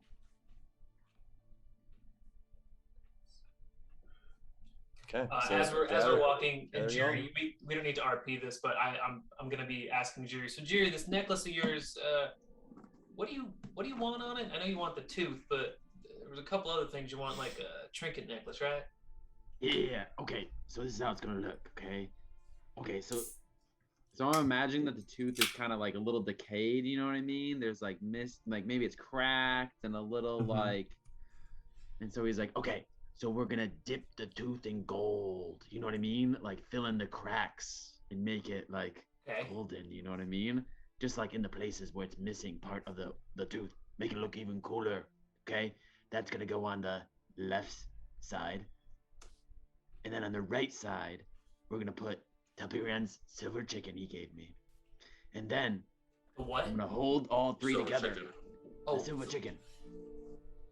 I'm gonna hold all three together with Toby's ring that he gave me, the double ring, right? So if both strings go up through the double ring, right, and all three other objects are beneath it, right, it'll like cinch it all together. wait. What's the third thing? So it's the tooth, the chicken. and then the blue stone is at the bottom. Oh, okay.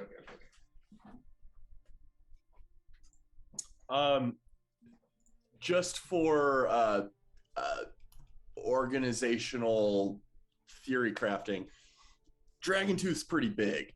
It's an ancient tooth of it's a tooth of an ancient dragon. So like I'm thinking like it's like this long. So like I would think that might have to be like, it's not like a little tiny incisor or It's something. not a shark tooth. Yeah, it's not a shark tooth. Jiri, what if I've got the tail from that thing, and I mean the tail, the very tip of that tail kind of looks like a tooth. I honestly, like, you can hold on to the tooth as proof that you have an ancient dragon tooth. But what if for visual's sake, I can chip the very end of this tail off and kind of shape it into a tooth. You Hey, might should be do able to do the something same with the tooth. gold. You know what I mean? Add some gold to it. We'll have to like make some sketches of what it might look like. Yeah. Okay. I like that idea.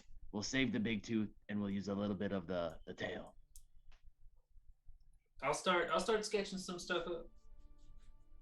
And if you wanted truly the tooth, like, you could do the same thing with the tooth that you're going to do with the tail. You could chip off the bottom sharp piece to the size that you want, but just We want to food keep for that. thought. Or we could shrink it down. Do you know how to shrink stuff?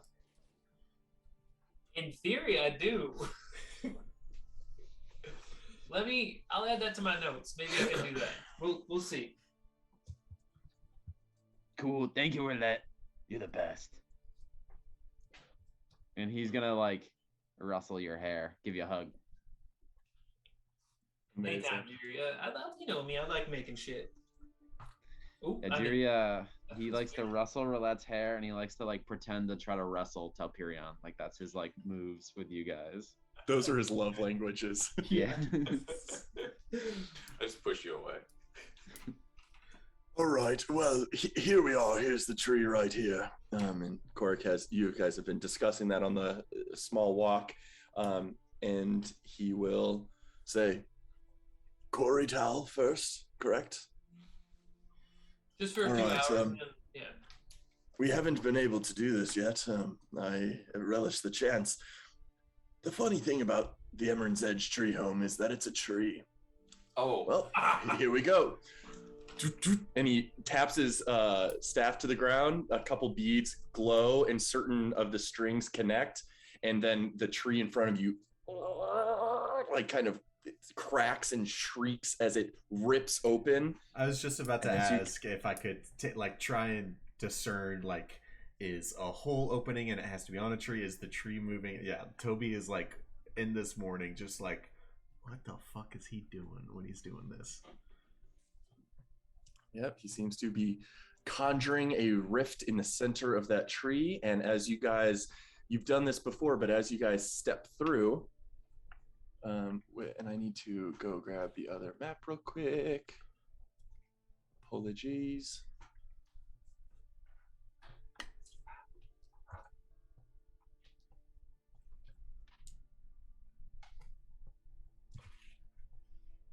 You all emerge.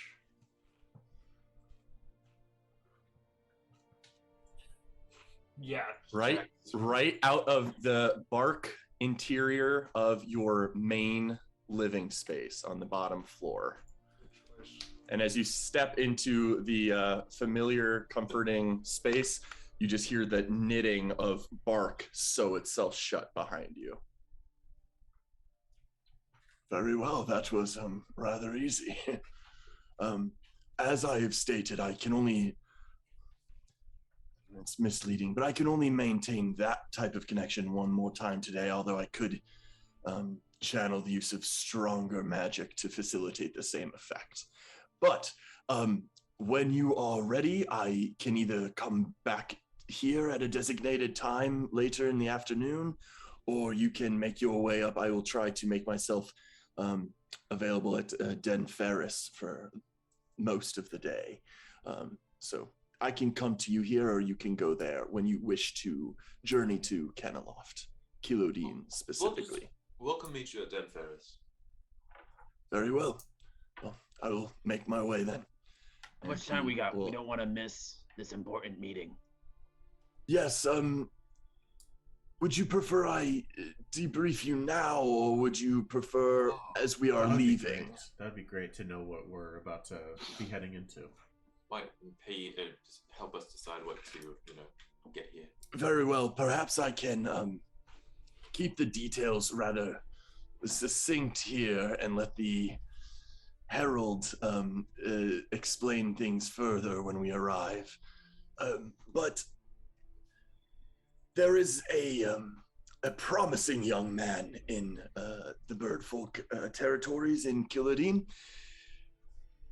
a man by the name of Kinsalo. He is something of a young martial prodigy and is being considered to rise to the rank of captain within the Oracor, one of many. And I will go ahead and type that out. Kinsalo.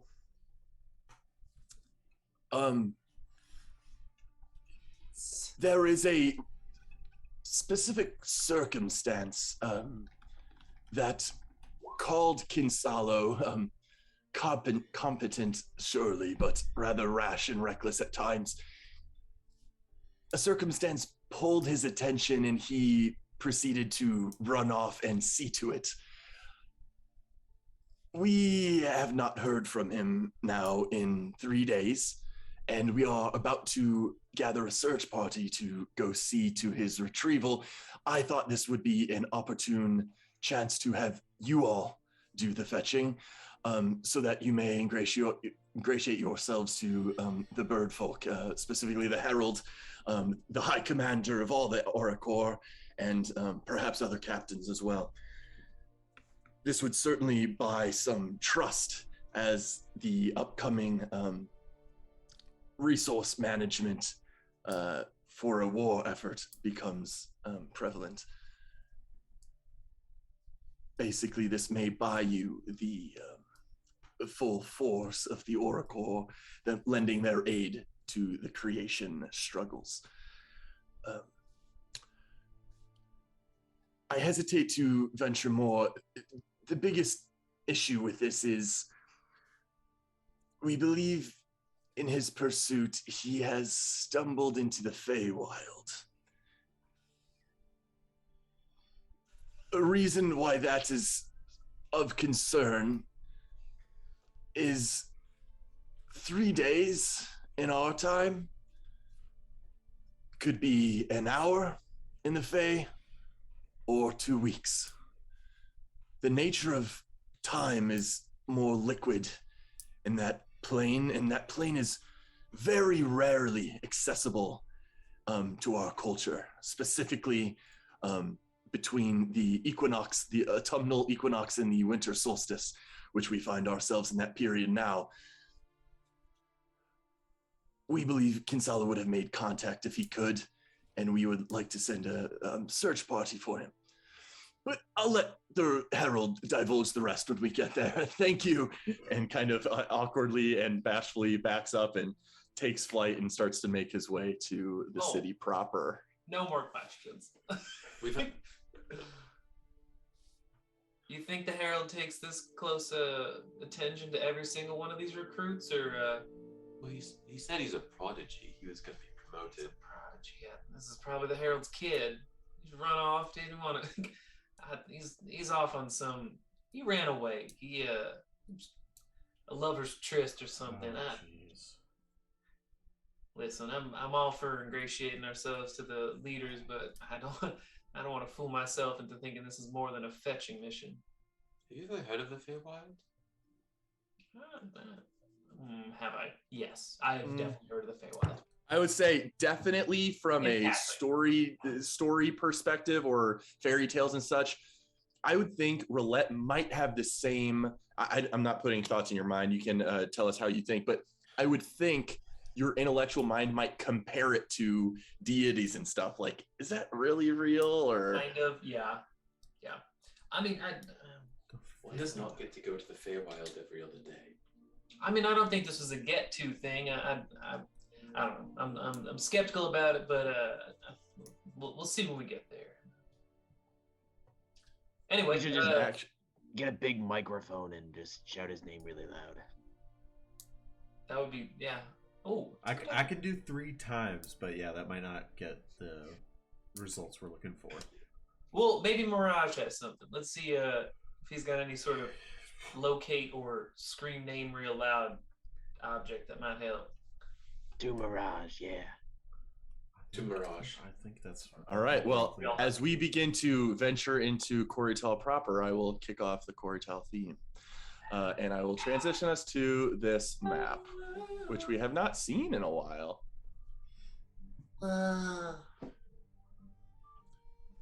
So, are you all pursuing to the center of Tempor Alley to start and venturing to that gateway that signifies Mirage's estate? Yes. I'm gonna take a detour. Right. I'm gonna take a detour to, I think it was Den Ferris, where the Den Obsidia handles the letter maintenance. Den Obsidia, where the mailroom was. Oh yes. Sure. Mostly, I would stop in and try and find someone. Like, I will tell the group that I'm doing this, by the way, in case anyone's interested. Jerry's just gonna ask you. Wait, are you sending a letter right now? No, I didn't have much time to write one when we were going up and down and in and about the mountain. I just want to chat. I haven't heard from my folks in a couple of weeks. I want to see if they had anything for me there. Did you have a letter you wanted to send, or?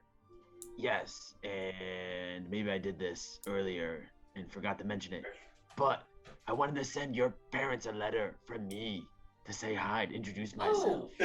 I got some questions for them, and I wanted to make sure that they know you're in good hands. You got good friends. So I'm gonna send them a letter. I appreciate that, Jerry. Do you have the letter written, or? If the DM allows me to go back in time and say that Jiri wrote a letter.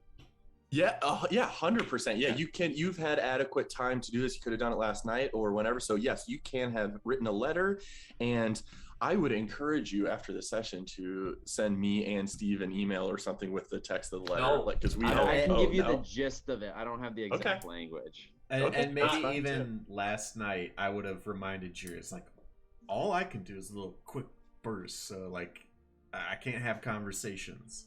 And then maybe I don't know if that's on Jiri's mind. Mm-hmm. That would help. Yeah, inspire him to do this. Yeah. I'm assuming is it how do you hand it to Roulette?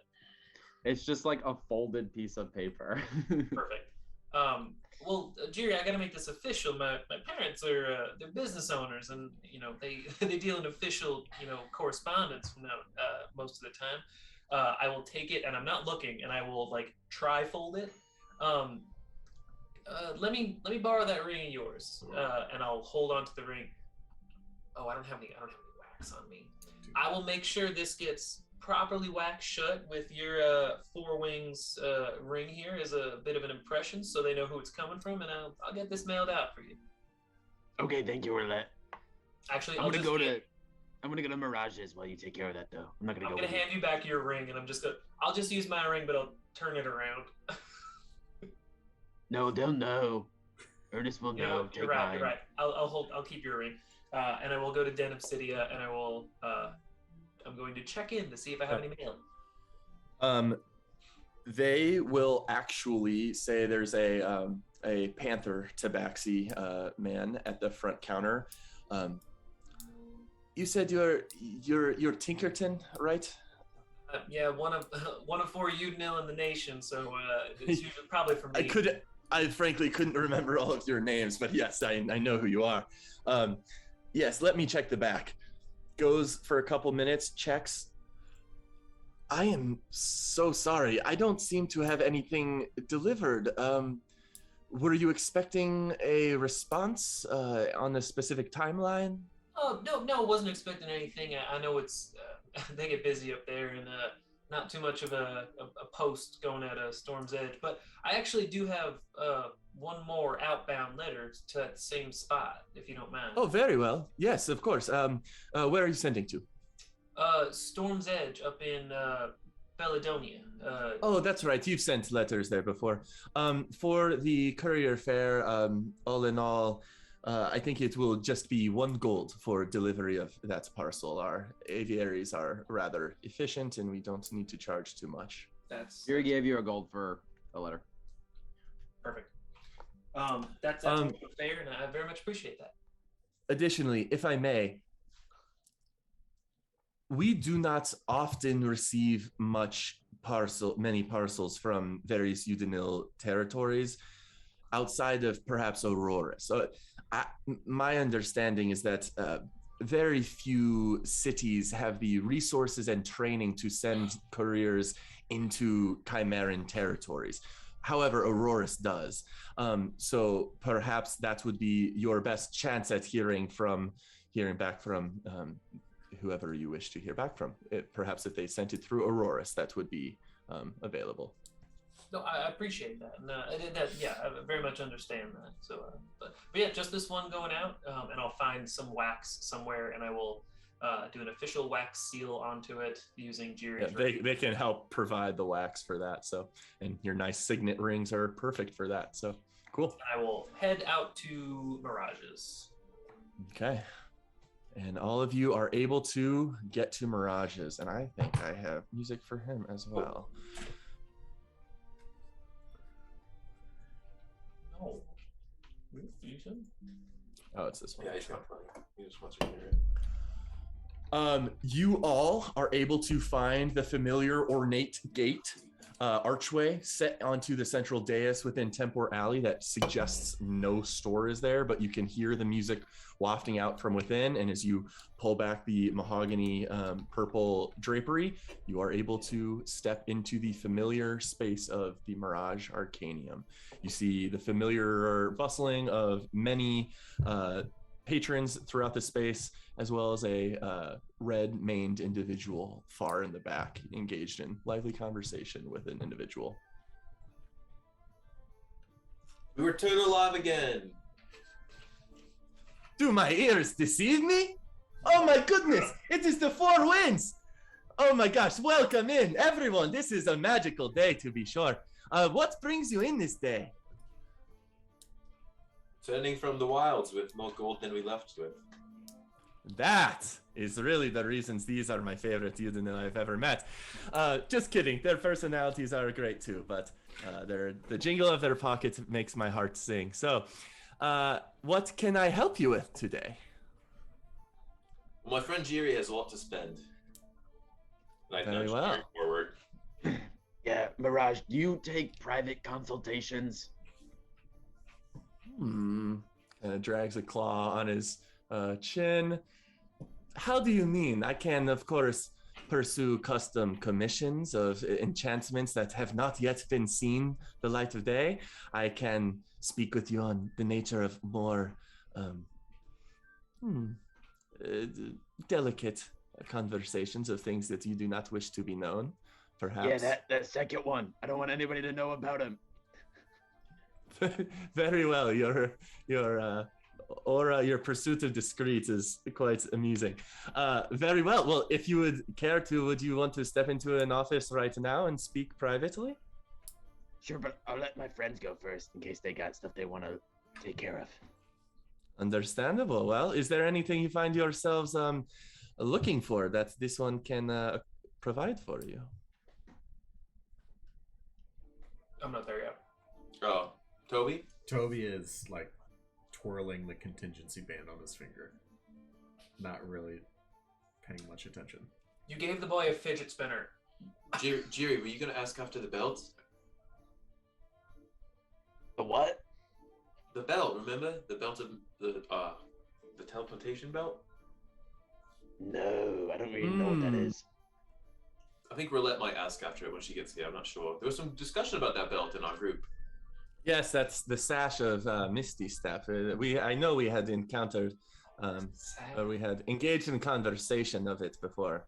I can show you it. It is. I could perhaps mark a small discount for my favorite Udino, but is there anything else outside of that you might be interested in? Well, Toby's occupied and Jiri has his secrets and Roulette's not here yet, so that leaves me. I honestly would rather save up a little bit and visit again. I don't necessarily, I've spent a lot lately of a party. But I am just curious if you've gotten anything new for a warrior like me. I will tell you I'm a bit attuned out. I have some of the new things I'm focusing on, so I'm not interested in anything attunable. But do you have anything of interest for adventuring combatants? Let me let me search my mind palace for a moment. We have all number of things, but sometimes things fly off the shelves as soon as this one has unique items to offer. We certainly have various armors with various capabilities, a few weapons, although that is more of Pursuit of Steamfang Forge. We have I shown you the glamored studded leather before? It is rather beautiful. I usually that like one can take on. Sure, yes, the glamored studded leather is just a personal preference of mine, as it can take on whatever appearance the wearer wishes. Not disguising the skin and build of the wearer, but can look like plate armor even if you are wearing studded leather. It can look like billowing beautiful robes. It can take on whatever appearance the wearer desires. It is a personal preference and obsession of this one, but otherwise, I have mostly my same wares throughout the space, various apparel and trinkets and odds and ends. If you're thinking of anything in terms of functionality, I'm sure I can think of what in our inventory may suit those needs. All right, I'll let you go back to store with Jiri and I'll just browse. Very well then. Is that glamored enchantment capable of being placed on things other than studded leather? For say, a lemon lime overcoat that a certain Air Genasi might be wearing. I just want to watch Jerry shop. Mirage immediately, like without consent, just grabs your coat and just like kind of lifts it up. Looks at the inside of it, the outside of it. This is rather well made, actually. I think it's this a Skyball material would. coat. I think this would take an enchantment rather well. The nature of this enchantment, because of its innate understanding of the wearer's desires, would, just so you know, require you to attune to its properties. I think this one could, in fact, enchant a lemon-lined coat of a Air Genasi standing in this bar or this store, whoever that may be. I think I could pull something off like this. Let me, I don't know offhand what the cost of something like that would be, though. Give me one moment. You guys, is there anything I need while Mirage is looking? I am looking at his wares. Okay. Jerry, my friend, I would be willing to give you a small discount because of how much I like you all, and you have been good patrons here so far. The biggest problem here is a custom enchantment takes time. So in addition to the cost of such, the process of enchanting would take time, and you certainly wouldn't need to functionally buy the item. I am just imbuing your current coats with it. I could do 2,500 gold. The biggest issue here is an enchantment of this caliber would take upwards of 2 months of somewhat dedicated work. It would take somewhat like 10 weeks and 2,500 gold for the pursuit of this. It would, in addition to the capability to take on the appearance of whatever you wish, it would also functionally embolden the capability of the coat to make it less susceptible to ripping and piercing and such. So it would enhance the armor slightly, as well as provide the appearance benefits. Oh, we don't have 2 months. We don't even have like 2 hours. So, and I also don't have enough money for that. So we'll come back for that. So keep that one in mind. Okay. Very well. I'm legally not allowed to be away from my coat for that long. So.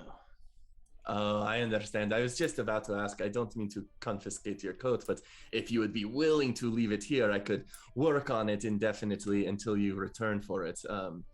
But if you are, if you need it on you, then it sounds like that will not work. Okay. Another time. Yeah. All right. Private appointment. Yes, of course. Please, was that it? Was that what you wanted to talk to, or was there something else? No, there's way more. Okay, very well. This one is excited. Come, step into my office. I believe your friend, Miss Rowlett, was using this for a time for her own enchanting pursuits. So let us speak privately, and he will lead you into that room and quietly close the door behind you guys. So, right, what Mirage. delicious custom request do you bring this one? You're a cool dude, and we're definitely gonna have you written down in our story as potentially this the one number loves one to hear it. supplier of the Four Winds, because Jean Lavore, who was our previous number one supplier, got captured and is that's no longer available. This one has a talent for telling tales as well every once in a while. You should consider adding that to the story. That is delicious. Terrible, of course, but delicious nonetheless. Will do. Okay, I've got 3 items. I'm curious if there's any that you can help me with. Okay. Okay. Discretion is needed for all of them. I don't know if I have enough money for all 3, but I need at least one of them for sure. All right. Option number 1. Yeah. So, I was thinking, do you have any magical colognes? You know what I mean? Because right now, you know, we smell like Udinel, and it would be kind of cool to smell like Villian maybe. But I'm looking for a very specific scent. I don't want to seem like a poser that just smells like a Villian. You know what I mean? I want to smell like we've been in the Emerald for a really long time. Of course. You know what this one thing, certainly pursuing an individual scent is not only more achievable, but more appropriate, as I don't think, I hope you understand, there is no scent um, that indicates all or stands for all of alien kind. That would be ludicrous and frankly biased. But this one would certainly happily develop you a unique scent that I have come across in my travels throughout Chimeras that would be distinctive somewhere of the region and certainly mark you as of this land in some way. Ooh. Okay, yeah, something like that. Number 2. I think there's a woman named Seven somewhere in the city. I never interact with her very much, but I think they can... they deal with alchemicals, so I imagine us working together could satisfy what you're looking for. For a custom sense like that, I don't venture to assume for her pricing. From my end, it would be a relatively simple enchantment. I would think it could be accommodated rather quickly, but perhaps for 200 gold or so on my enchanting end. Oh, that's not bad. All right, option number 2. Okay, I need some fancy boots. Talparian's got these really cool boots, and I need to show him up. I need cooler boots than him. So Cooler boots, you know, certainly. function doesn't really matter. They need to be for me to walk in them. If they're like slightly magical, that'd be great. I definitely don't want something I need to attune to, but they need to be cool. I can't have Talparian trying to be the second coolest person in our party. That's Are my you looking slot. for... Sure, I understand. I see it dripping off of you, this swag. Would you prefer something purely fashion, aesthetic, to look cooler, or are you looking for function? Because this one could interest you in... Your friends were asking, and I didn't immediately think of them. I do have boots that can allow the wearer to momentarily walk in the air as if it were on land. That's pretty cool. However, they do require one to magically attune to their connection. So the boots need to understand when they are commanded to do so. So that is the problem with functionality, is some of the more appealing functionalities would require that capability, which I know would stretch your mind thin if you have others requiring that same connection. I can't commit to boots that I need to attune to right now. Do you have any non-attunable boots that are cool that I could show off? This one will search his wares. There are certainly, we have some simple clothes. Not everything in here is magical, but most is intended to be enchanted at some point in time. Do you have a color palette? Is there a certain type of boots you're looking for? And do you want it to be enchanted with some low-level functionality that does not require attunement in some degree? Yeah, any like random magical effect is fine with me. As long as it's not attunement. Anything. You know what I mean? They just gotta be cooler than Talparians. Did you see those boots? Pretty cool. I want a pair of boots of random magical effect. I'm so obsessed with Jiri's obsession. Did you see those boots? Let me consider for just a moment. Take your time. I could always go on to option number 3. What do you think? Let us hear option number 3 while I consider. All right. So I got this really cool friend named Roulette, and I want to get her a gift, a present, because she always makes me cool items all the time. And I had a specific item in mind. I don't know if you have it, but they are like glasses. Now she wears glasses, but like they could be glasses that go on top of glasses that make the wearer see stuff really close, because she's always looking at things really close, and I feel like she's gonna hurt her eyes someday. So I need something to magnify her looking up close. And out of character, specifically the eyes of minute seeing. Yeah. This one, that is actually a very standard enchantment. Many people that have the coin to do so get those over regular ocular devices. This one can make those available for you. I would say, based on that, I would love to give you a discount just so you buy something in my store. how about 400 gold? I can show you the 2 pairs of spectacles we have that match your description. These do not require any magical attunement to their capabilities, so they could be used or not used whenever you wish. Okay, that sounds great. Now tell me about these boots, and then I'll make my decision which item or items I'll be purchasing. Yes, so the trick with the boots is I was racking my brain, and the boots that I have here in the store are all require some version of magical attunement, whether they're for traversing cold climates or winged flying capability, as if you are walking on ground but in the air. All of these require attunement, which is the problem. If you are interested, I could reach out to a couple contacts, see if they have any other boots more along the lines of what you're hoping for, and have them shipped here via caravan or otherwise. That would certainly be much faster than the enchantment process, but it would not get done today. Yeah, let's do that option. But Okay. ask them to do it as quick as possible, because I can't have Telperion walking around with those cooler boots than my boots for too much longer. Certainly. I understand. Let us say if you find yourself here in a week's time, I should have 2 or 3 pairs of different functionality boots for your consideration. All right, I've made up my mind. I want all 3 items. Very well. What was the first again? Cologne that makes me smell Yes. like I'm from Chimeras. Yes. More than my other friends, so that I can spray it on myself and not them. There is I have a scent in mind. There is a location in the Shars. The Shars are a cluster of 3 cities to the west of the Chimeran Desert. Shar Moa specifically. There is a small oasis in the center of that swamp that is beautiful beyond belief, and there's such a sweet scent that wafts from that place. I would love to imbue that scent into some kind of magical cologne.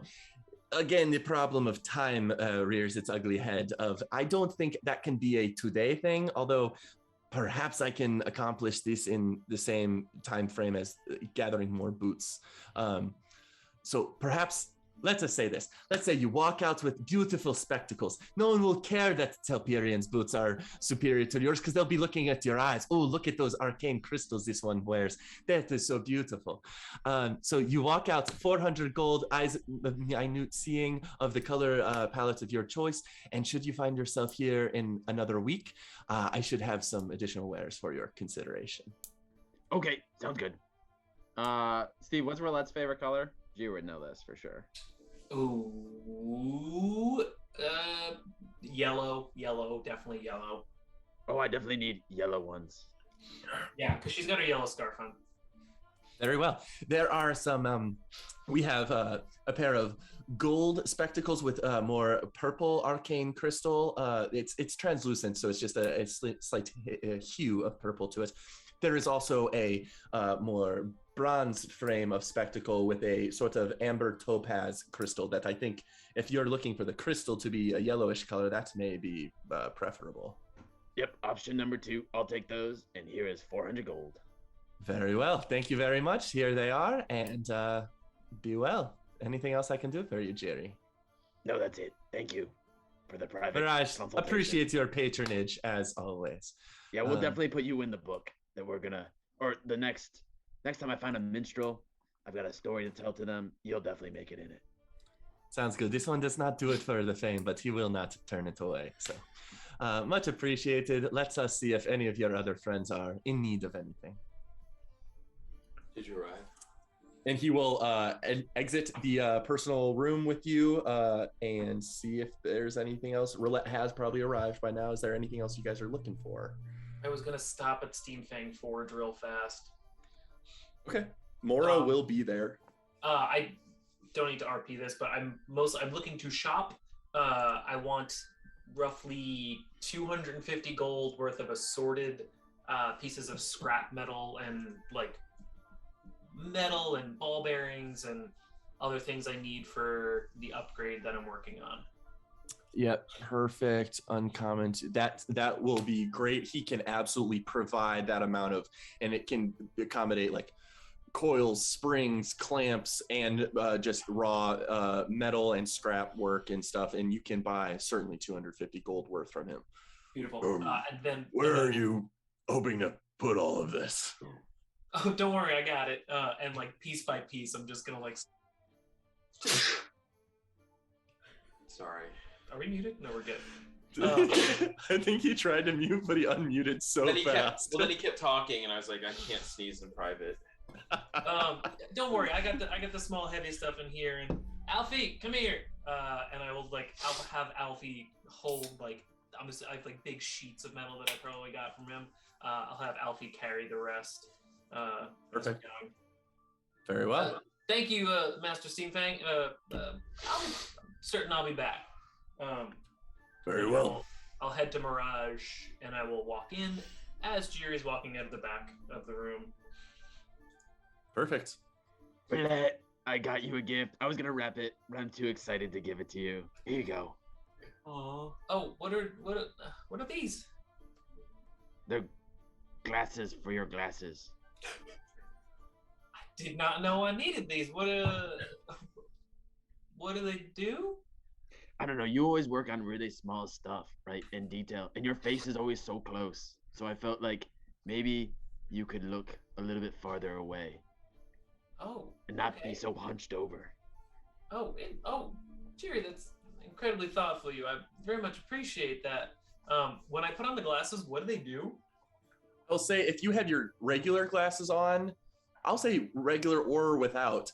When the arcane crystals make their way in front of your eyesight, everything in the building seems like if you had 30/20 vision, you now have 20/20 vision. Like it just like everything gets a little clearer, as well as when you look at your hand within a foot, you can see like down to like incredibly detailed, like the grooves in your hands, like way more heightened investigative properties of near within a foot of you, and anything outside of that, it's just like enhanced vision.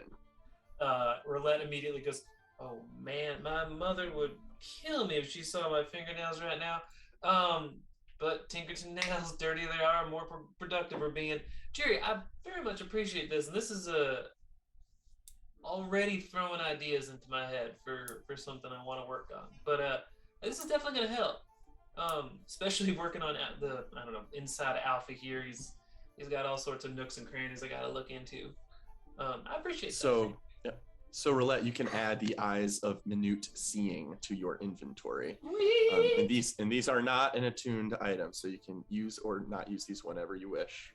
I will stow them in my backpack. In Jiri, you got that 400 gold. Yep. Beautiful. Master Mirage, I'm wondering if you might be able to help.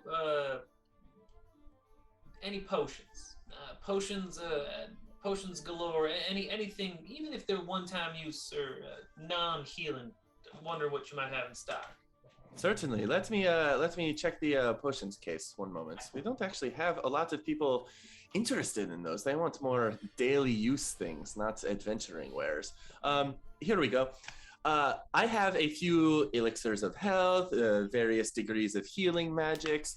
I actually have another potion of invisibility and a couple spells that can be cast, as well as a potion of lightning resistance, frost resistance, a potion of speed. I have all manner of potions. Are you looking for a specific effect? You know, I'm not, but from that list, elixir health, visibility, and speed. What are you going to put me at if I want all three of those? What to say? The invisibility, the speed, that's all the 800, and then the elixir of health at 900. Let's go with the Udinil discount for the Champions of Goldmore Gorge, of course. I mean, yes, of course. And then let's say 800 gold. I think would be a very fair but efficient price for those three potions. Fair and efficient is fine to me. 800 gold, with my incredible thanks. Like I said, we got a bit of, or I'm assuming Telperion already told you this, but we came back with a bit more wealth than we left with. So I appreciate that. I'll take those 3 off your hand: elixir of health, invisibility, potion of speed. Got it. Yep. Perfect. 800 gold. Elixir of health. Anyone else buy anything here, or are we? Before you walk away, just to refresh your memory in case maybe it doesn't need it, as a reminder, the elixir of health kind of rids yourself of negative properties you may have accrued. It's not healing magic. It's like lesser the same. Lesser restoration. It is. Yes. Yeah. Okay, just to make sure you're not dissatisfied with your experience here. Oh, I appreciate a store owner who is attentive to his customers' needs and wants. Very well. This one tries to be, at least. I did. You had something here, and I was wondering about it. You had some sort of belt or sash of talking about teleportation. Could you Yes, your friends were mentioning it. It's right over here. No one has picked it up since I finished the enchantment.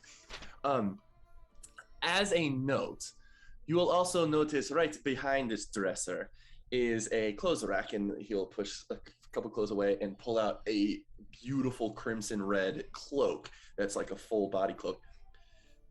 This is what I would say the standard enchantment is.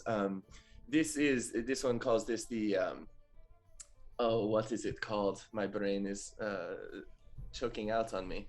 Brain is choking out on me.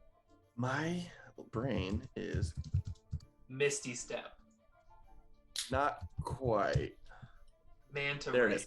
This is the cape of the mountebank. It allows you to use a slightly higher tier of transportation. Now that is sometimes, while innumerously valuable, of course, it is a higher tier of magic. It comes with a higher cost, a price tag. So this one decided to, what if he could manufacture a smaller version of that same incantation? And that is where the sash comes in. And he pulls out from a drawer a beautiful crimson silken sash to match the color of the cloak. This is the sash of Misty Step. It is a lesser version of the translocation magic, but it is much cheaper. It is the same in terms of it can only be used once per day is the issue with this enchantment. But for let's say I shouldn't go this low, but this doesn't seem low, I know, but for 1,000 gold, I could make available to you this sash. Just a spoiler alert, it typically goes on market for 1,500. I am trying to do what I can here, but I do need to make money. So for 1,000 gold, you could acquire the sash of Misty Step. Before I hand over the gold for this one, that larger cloak, what's the what's the price differential and what makes it worth the upgrade? Well, it comes with a hefty price of 5,000 gold. Okay, fully understand that. That is a somewhat standard fee for that tier of magical capability. I don't know how far your arcane suits have presented you. Would you take my elbow for a moment? Of course. I'll Very take well. the elbow, and then my other hand is on Alfie. On the other Yes. side. Go ahead and just hold the cloak for a moment. Oh, okay. Alfie, hold on. You stay here for a second, and I'll hold the cloak. And he has you in his arm, and he pulls out a wand and traces a circle into the air, and you both feel like you're being warped through space and time before arriving, looking at just beautiful silken drapery in front of you. And you realize as you look around, you're still in the Arcanium. You've just transported 200 feet in a direction. That store is big. This is the nature of the enchantment I have placed on the Cape of the Mountebank. It is called Dimension Door, a spell I would love to teach you sometime. I suggest you try and learn it. It is much more powerful translocation magic. It can travel, I believe, up to 500 feet. You do not have to see the destination, and you can bring a friend of appropriate size. That is where the increased price comes from, but that is where the increased value sits as well. You said 5,000 gold? Yes. Is that a once a day thing too, or It is once a day, and so this one, when he made the sash, tried to make this is lesser magic. Perhaps he could make it happen more often, but unfortunately, the nature of the magic, just the way it took the enchantment, is the same mechanics of the property, just the lesser version of that magic. I gotcha. I'm gonna note that one for a future purchase, but feel free to sell it And if sure. a buyer comes along. And similarly, it does not require you to make a magical connection with the item. So this is, you throw it over your shoulders, you use it once a day, you've got what you needed out of that cloak. Same thing for the sash. Same thing for the sash, yes. You And can the sash, trade- I think, in my opinion, makes it is an accessory that can more easily blend into whatever outfit you're wearing that day. The cloak is a bit aggressive. Mirage, you had me sold on the sash about 5 minutes ago, so I Very well. appreciate that. Very and I well. Are will- you interested in the 1,000 gold? You're More- comfortable with that? Mirage, more than interested. I'm keen on it, and I will. I'm gonna hand over another 1,000 gold, and I will don the sash, right there in front. of me. Perfect. Yep, you are able to don it. Are you putting it around your waist, a scarf, a thing around your arm? You could do whatever you with it. It's just it's functionally a silk scarf that you can kind of wrap wherever you want It's- it to be. What color? It's red, crimson. It is red, and you can actually add. I want to make sure it's labeled this correctly. Oh, it's not on that page. Yeah, you can add the sash of Misty Step to your inventory. I'm going to wear it around my waist, tied at the side, like the way a gypsy would have like a little bangle. Yeah, kind of where. Yeah. Yeah. Perfect. Very cool. Well, this one very much appreciates your patronage. Perhaps in the future, should you find a little more coin jingling through your pockets, we could make a quick swap of the sash for the cloak. You know what? I will do my best to keep this thing clean and in tip-top condition, so I could sell it back to you for the next Udnil patron that comes along looking to buy something. You should find that to be an easy endeavor, as it will fleck away dust and grime rather easily. It kind of cleans itself, as magic items typically do. But very well. Is there anything else I can help you with? That's all I need. Very much appreciate your help.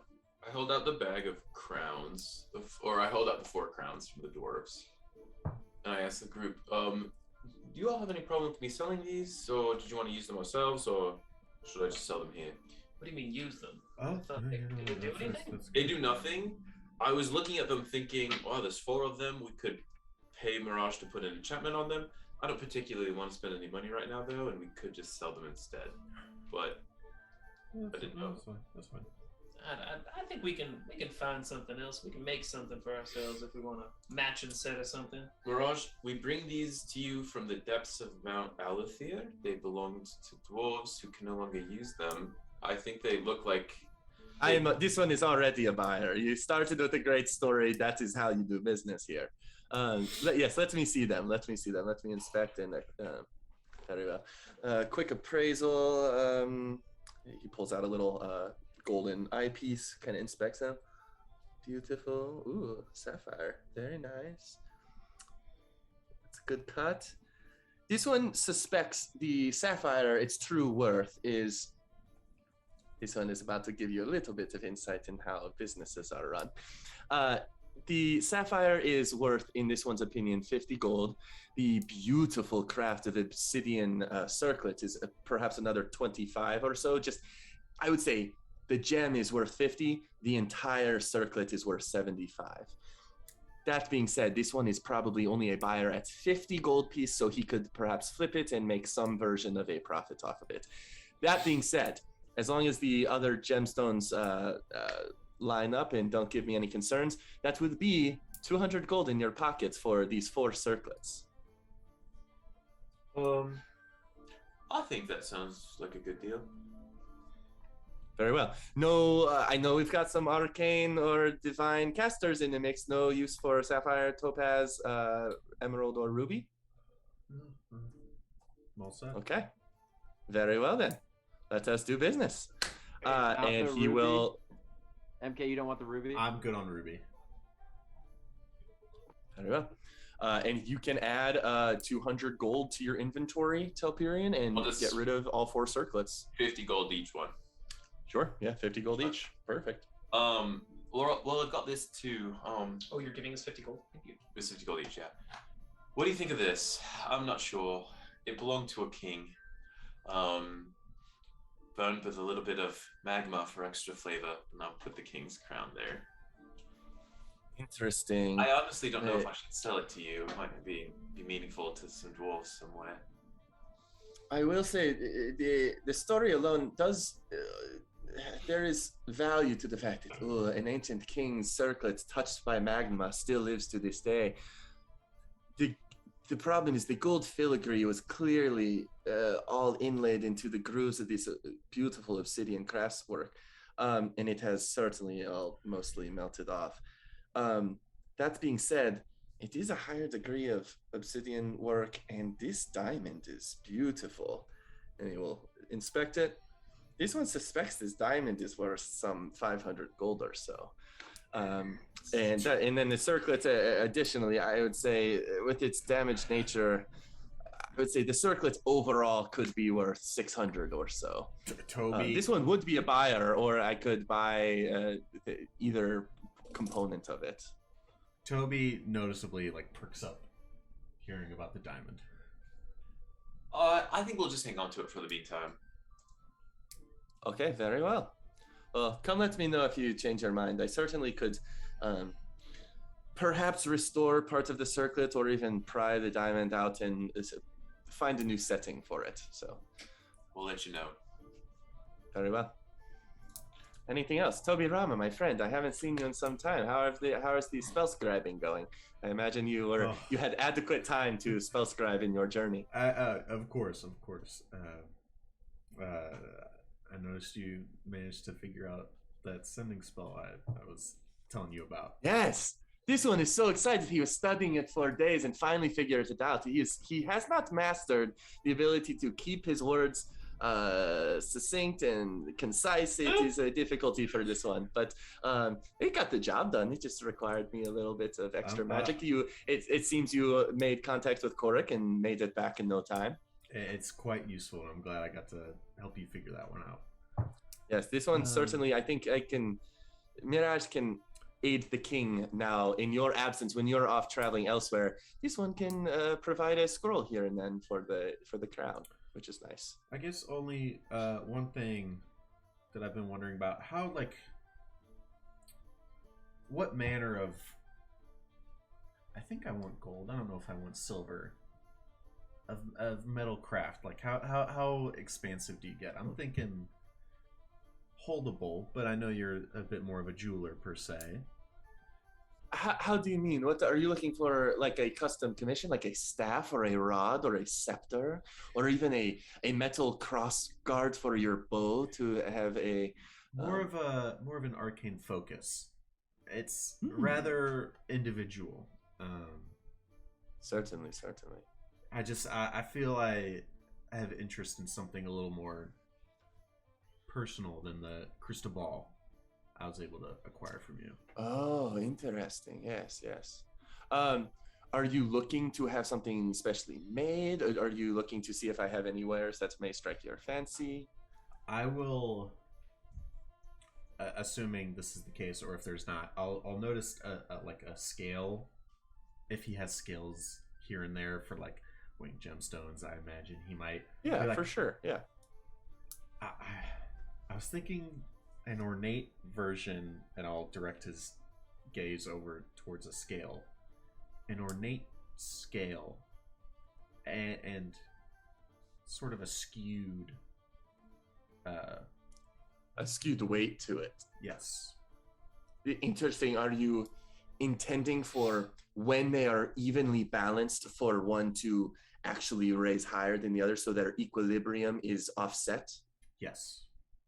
Very well. How ornate are you wishing to go? Because this one can put jewels and gemstones into settings of a simple copper thing and make it worth a lot of money, or he can go very fine with the metalwork. I find myself, I like the idea of it being solely metalwork. But what I will say is I'm going to leave you behind, if this is something you're willing to do, 500 gold to craft something magnificent, and upon completion I'd be willing to give you another 500 to take it off your hands.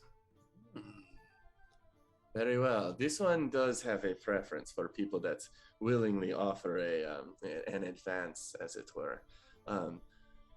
But a beautiful scale worth 1,000 gold worth of craftsmanship. If you will let this one take some creative liberties, I can. That's why I'm happy to put this upon you.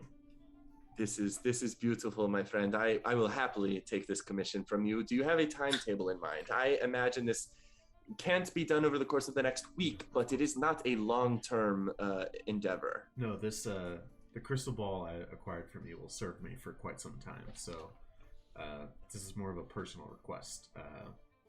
So no timetable. And I will fish out 30 platinum and then 200 gold. Beautiful. And he will acknowledge the beginning of this commission you have him on. Very well. I think that's about the sash. Jiri had a whole numerous amount of requests, not commissioned from you. You should convince your friend Telperion to lighten his pockets a little bit. But this one appreciates your patronage nonetheless. Yo, Telperion, buy something. Well, actually, I did want to lighten my pockets, but could we exchange a little bit of what adventurers? I'm carrying around 1,000 silver. Could I exchange that for 100 gold? Do you mind? Oh, yes, of course, absolutely. Yes, let me just make sure it's all high quality cast and everything. And he actually will use a scale to compare the weights to make sure that the 100 coins equal the 100 coins of the other, to make sure their consistency and make is all good. And yeah, you guys can exchange whatever coins over the course of this time you would wish to. 20 silver is like 20 pounds. Or no, I'm sorry. 1,000 silver was like 20 pounds, everybody. So just, yeah. The gold is weighing us down right now. Yeah. Yes, Idea. it definitely does weigh some I stuff. think I'll do like 400 gold for 40 platinum. Oh, I'm gonna do this. I'm gonna swap the platinum. 400 gold, 40 platinum. As long as honor system applies and you guys are good to do that, you guys can all do that stuff as much as you need. To convert, you just remove a 0, right? Moving up, yeah.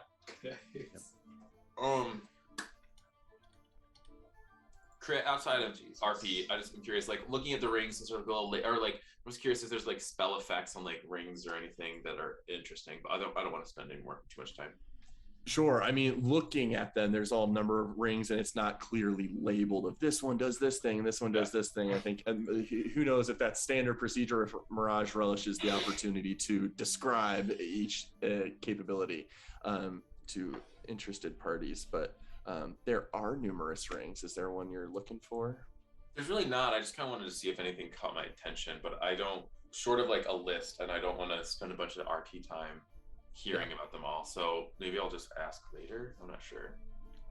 That's fine. Okay. Also, I kind of want to save money for shopping in Canaloft. I'm gonna sell to you. That's true. Do we want to?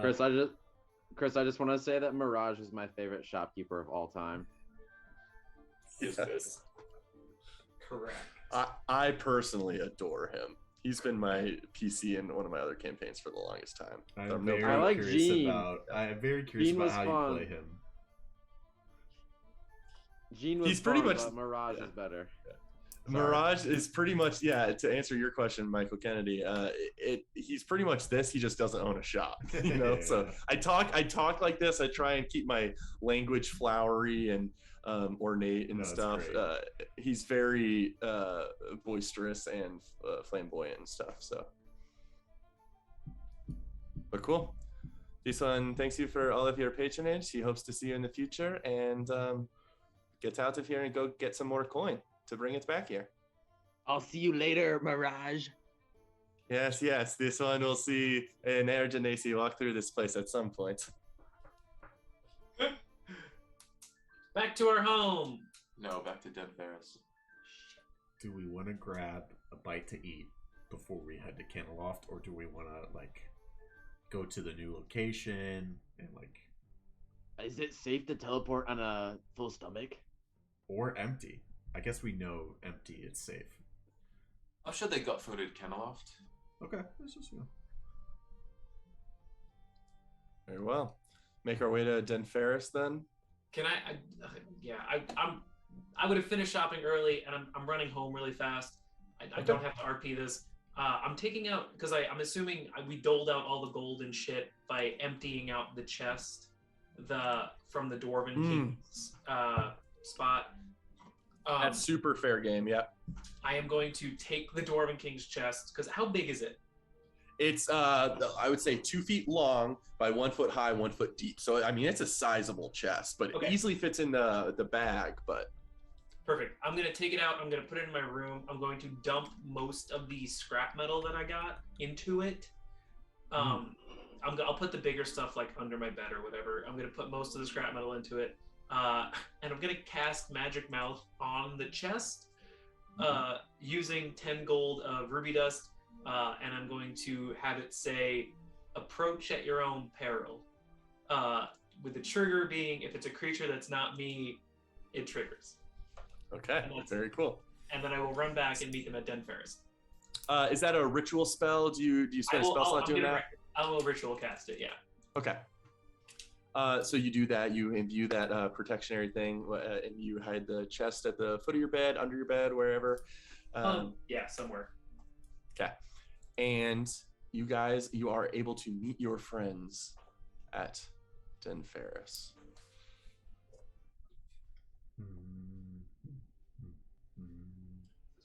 And you see at the front, and I don't have him here because I is stupid.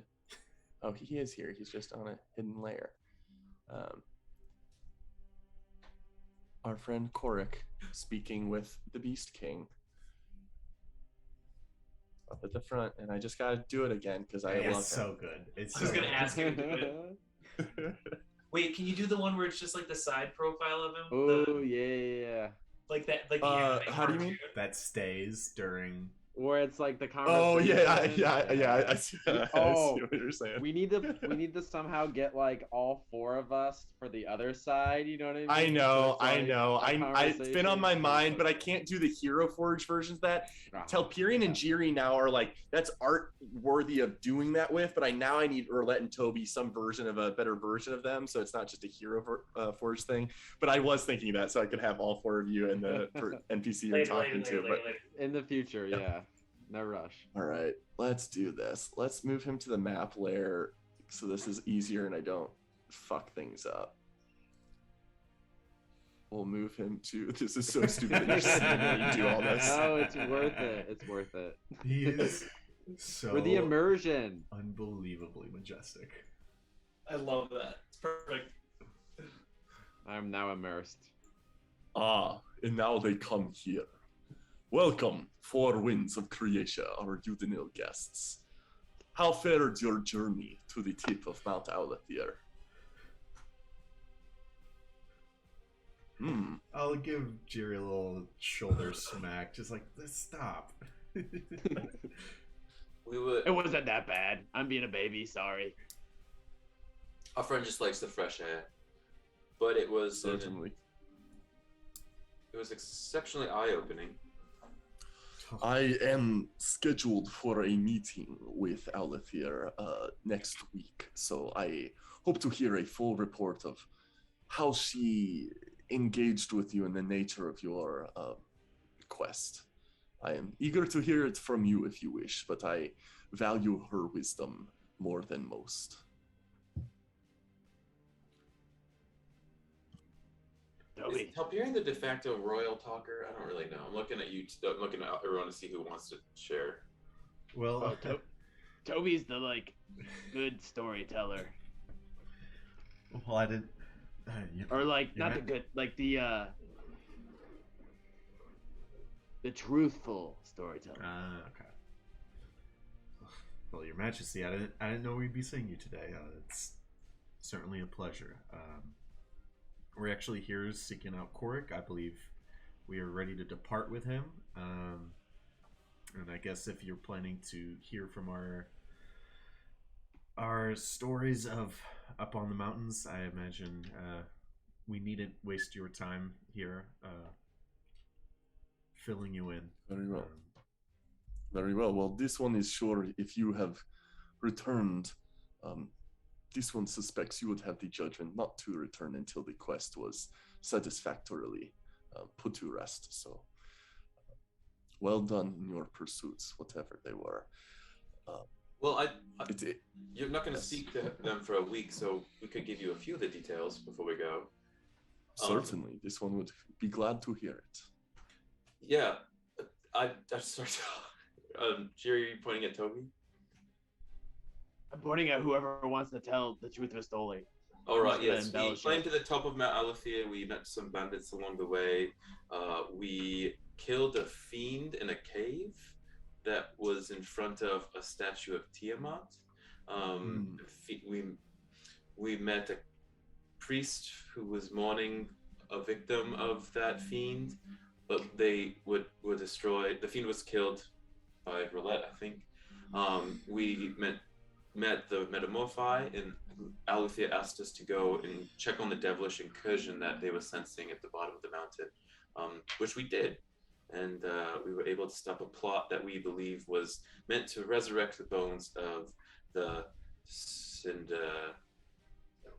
Wicked Cinder. Yes. Yes. Interesting. I'm sure Alethea had the wisdom to prioritize that in some manner. I am not as familiar with the Wicked Cinder. I have perhaps heard legend, but I am surprised to...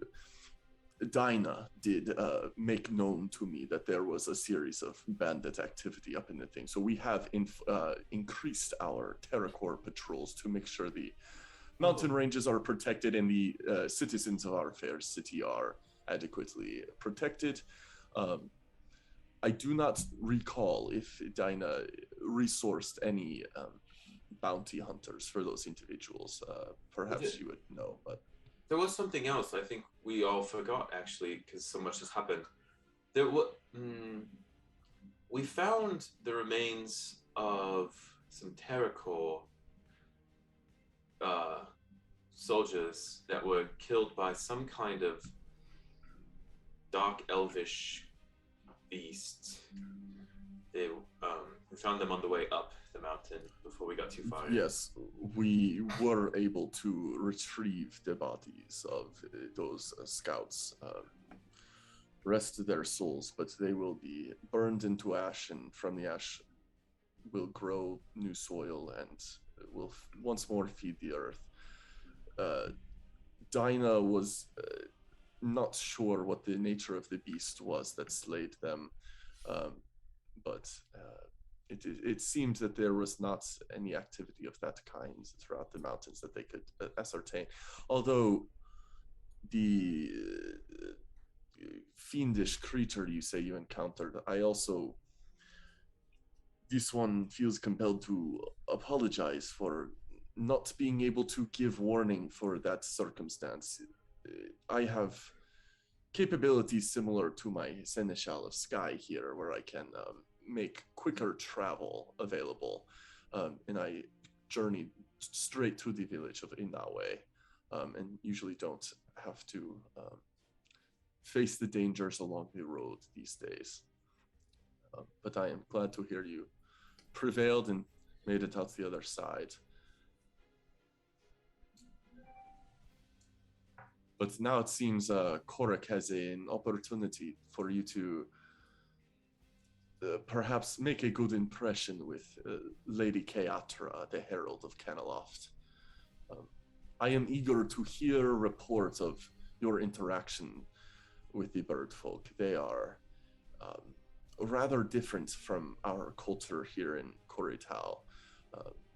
Perhaps more reckless and even lively and boisterous than us here. But do not mistake their vitality for true carelessness. They merely find joy in every moment they have in their short lifetimes. And here I was about to ask for some wisdom as we ventured into this new region. I thank you for that. This one has found, and pardon me, elf, I am aware that there is delicate interaction between the Ithilwinge and the bird folk. But in my experience, the bird folk prioritize their protection of their own kin fiercely, for they do not have long on this earth. I would urge you reflect on that and temper your patience, as though I am sure they have wronged you in the past, though the Ithilwinge, I should state, have no full claim to innocence themselves. I do not mean any offense. I simply mean it is a complicated relationship that has bred for some centuries now. I urge patience and consideration in your interactions. I have found them to be diligent, exceedingly competent, and passionate beyond most.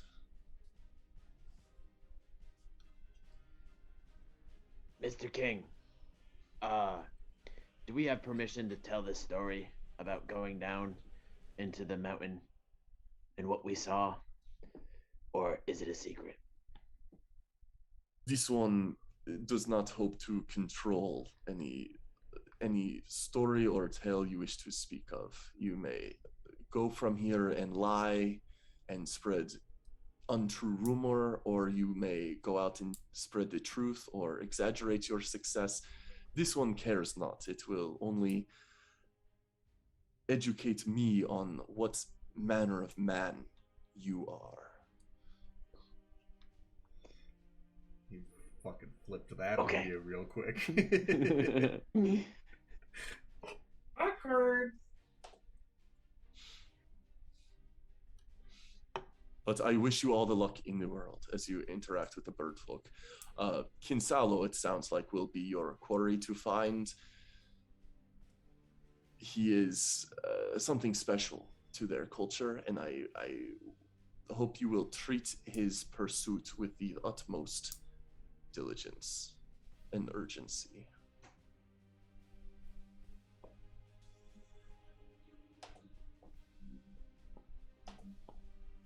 Very well. Well, thank you for the report. I appreciate your work in service of myself, our nation, and Aulathir themselves. It was our honor to serve. Very well. Korik, you may take them to Caneloft whenever you wish. Yes, of course, Your Majesty. Well, should we away? Very well. Well, I suggest we make our way just behind Den Ferris, where the large ashen charred tree remains seemingly dead, but it thrives in life nonetheless. And we will make our way from there. As we get ready to exit the building, I'll grab the four of us and say, just a second, Korik, and I'll bring us in and just be like, and I'll ask this out of character because I don't remember, because it shapes which question I'll ask. MJ, how much have you let us know of the history of Ithilwinge and Birdfolk? 0. Okay. I mean, like, what do you? No, we know this. You've definitely told us this. Not that, the like, Yeah. Not like that. There is tension and bad blood, essentially. That's more than 0, right? I thought. Well, you said history, so Sorry, like, yeah. I haven't told you the history of that at all. I've told you. We know that I there have is. beef. Okay. So as I pull us aside and signal to Quirk, I'll just kind of eye in on Telperion and just, you okay? This is all very rushed. based on that conversation we just had, I guess there is a bit more to it than I realized. Then I just want to make sure you're okay with us venturing into this region. I've had a guess we were heading here for some time, so I'm prepared. Okay. We got your back, Telperion. Don't worry.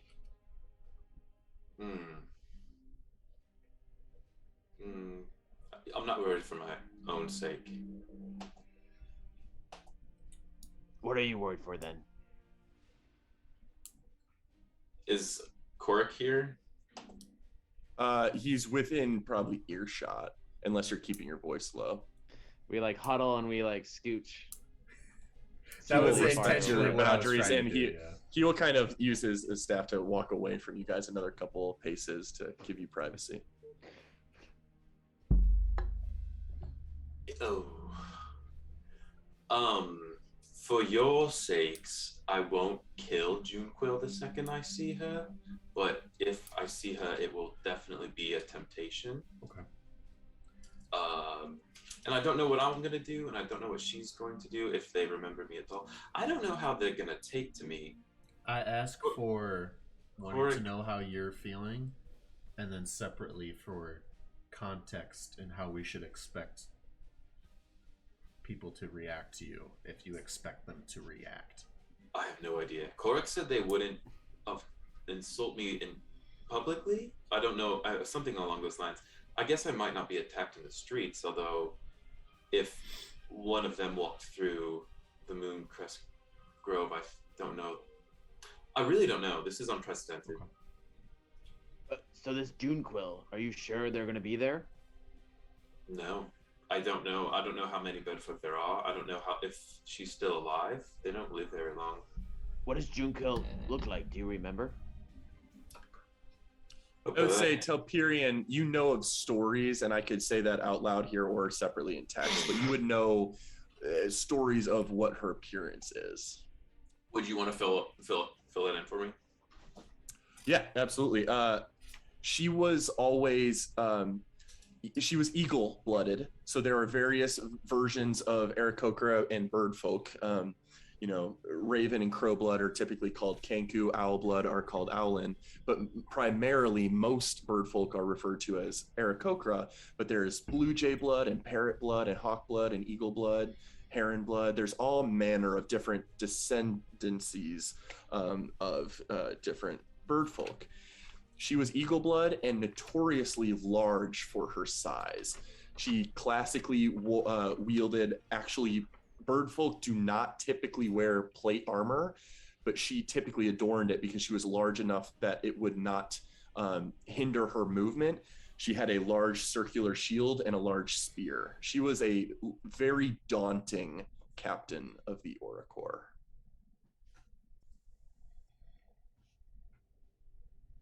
I'll fill you guys in on a couple key details. Okay. Yeah. But yeah, we'll keep an eye out, and Keep the eyes out for a big bird. or the idea is lay low with the potentially the common folk, and then make note of ourselves among those of import. So let's deal with Lady Kyatra, and maybe we'll be out of there before anything comes to a T. Yeah, Telperion, I feel bad for you. I couldn't even imagine going into a village of wolves. I don't think I could do it. You're braver than I am. it's. Telperion like laughs a little bit. Says, like I said, I'm not worried for myself, nor about my own bravery. I am mainly hoping to contain myself, and like the king said, remain patient. How mad would the king get us if we got like in a fight with these Aarakocra? Do you think he'd be mad? I think it would probably look bad on I many think he fronts. has some level of understanding, though I don't think you would be too happy to hear about it. I've thought to make myself a diplomat of the Ithawinge among the Villian here, which has gone well. I think walking into Kenneloft is going to be a different animal entirely. Ooh, can't use that phrase here. But yeah, if I think that then I'm very curious. I will probably get an idea right away watching how they react to me. And we're here. We're a support structure, so we'll help you out here. Do you want us to like physically restrain you if you like can't hold yourself back, or like do you want us to fight with you? Like if you decide to attack, like are we attacking or are we like trying to Don't break attack up the anyone. fight? Okay, so like if you go crazy, we're gonna hold you back. I'll be fine, and if I make any decisions, that's leave me be, and I'll leave you be, and you don't attack them, no matter what you do, and I'll keep myself in check. Okay. Final request, Topirian. I know you can keep yourself physically. We can keep you physically in check, but keep that brain of yours in check.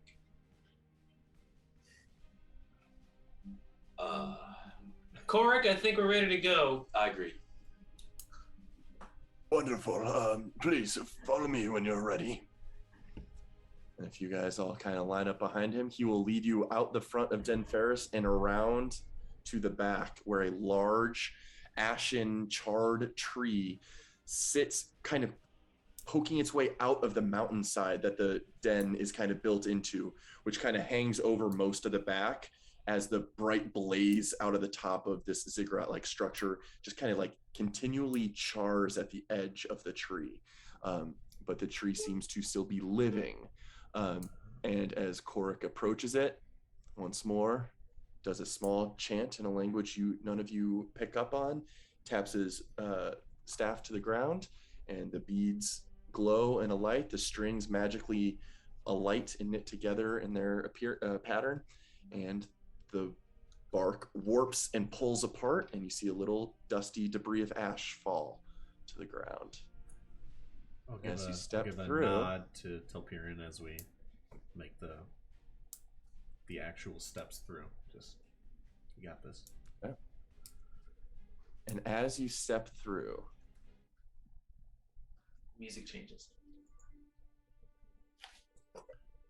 you arrive in a dead silent, calm, beautiful, brilliantly green wood. It's dark like the denser portions of the Emerald that you've seen before, but there is light that kind of suffuses this whole space. It seems intentionally like you don't even see streams of where light is peeking through, but there is a sense of ambient light in this space. But it is very beautiful, and Korik begins to walk forward, his wings folded in. If you will allow me a moment, I will announce your arrival. And he spreads his wings, flaps them, and then soars up into the canopy above and disappears for a moment.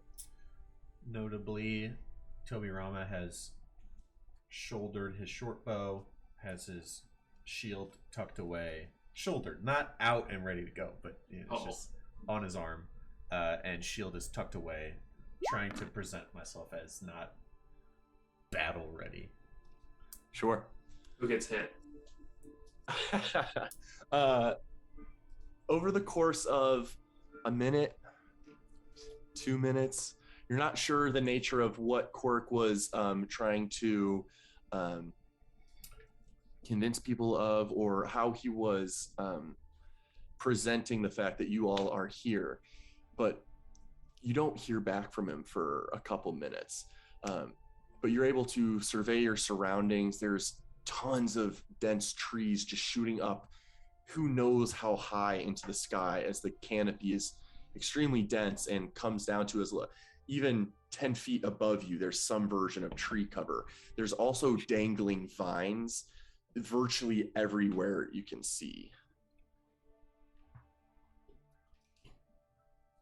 This is clearly, we're in the Emerald, right? You are very seriously in the Emerald, just the Caneloft jungle portion of the Emerald, where supposedly their capital city, Kiel Odin, is located. This is in if the Emerin loosely resembles an L that cuts across the horizontal and then comes down the left western side of the coast. This is not in that top T portion. It is more southern in the bottom of the L portion. This is southwest of any of the Ithilwingay territories, Telperion.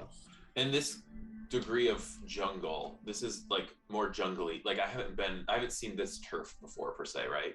That is correct. You're already noticing like the species of trees, the vines hanging. This is definitely a different type of that Emerin environment for sure.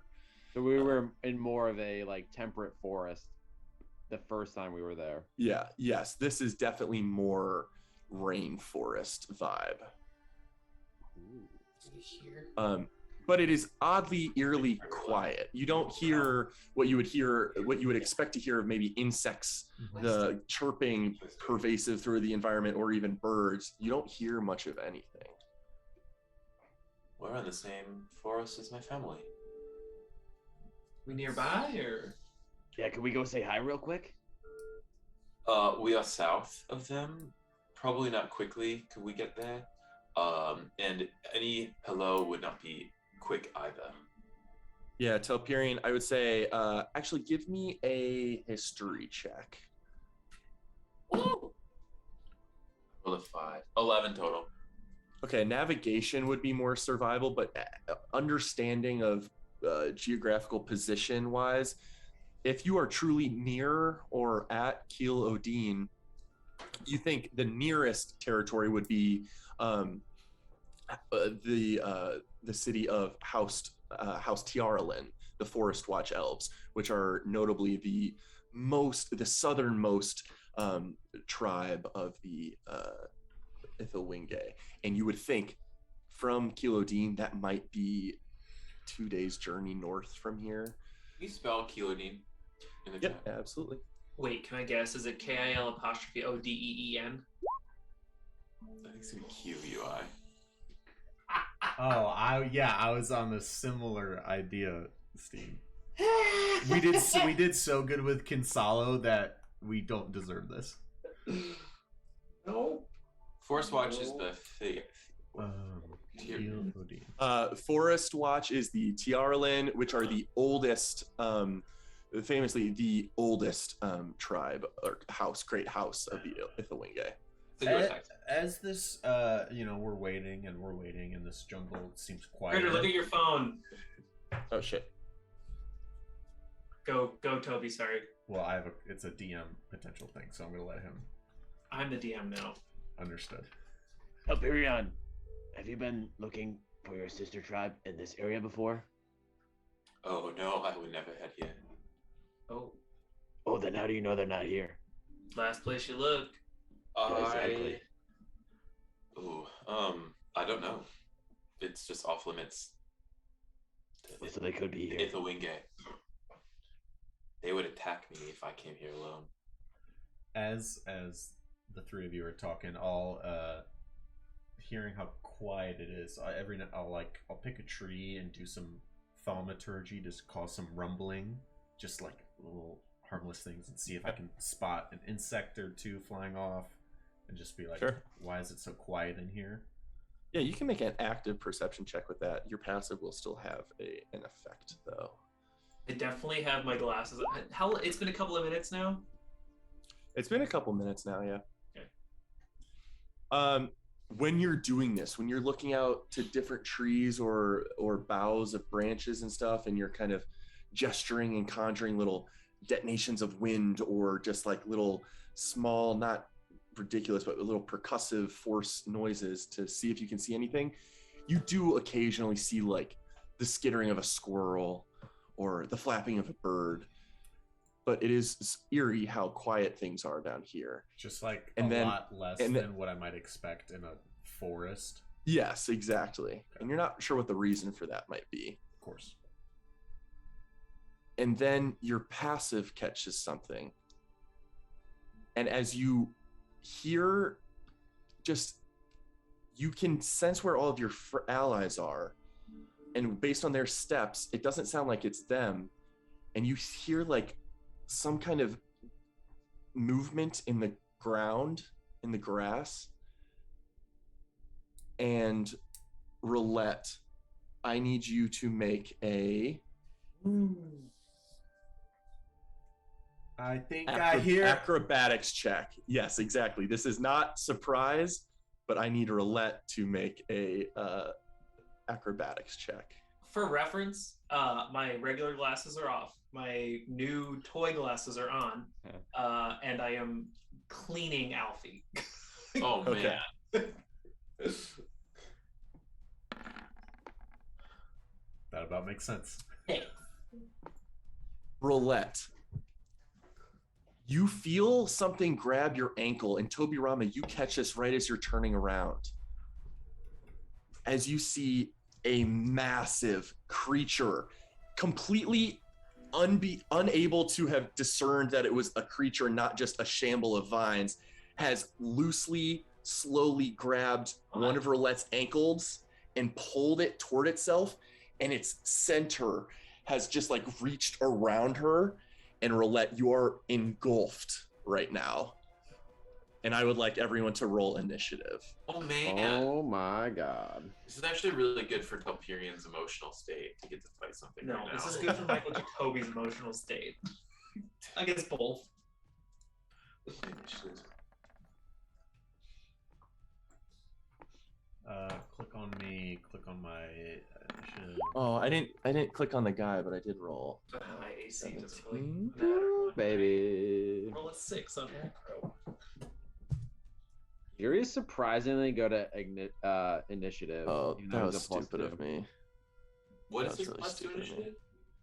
Just a +2. But I feel like I typically roll high on initiative. You're normally, I feel like you're normally up there. Yeah. Yeah. That's where your one-handed sword rolls have been going.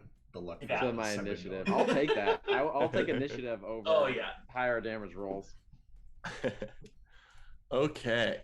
Jiri, it is your turn first. You see this shambling creature, kind of like not humanoid by any means, but it seems to have like extremities that represent like arms, these twisted, gnarled, dense series of vines. And you just saw Roulette like reach out to you as those vines closed around her, and she is engulfed within this creature. All right, I'm gonna flank behind it, and am I able to get into these like bushes at all? Yeah, so we'll say there is a large tree trunk, but it'd be difficult to get around the creature, but you can move Yeah. under some of that brush. I was just trying to get flanking, but since it You ate could maybe roulette, go, like- it looks like.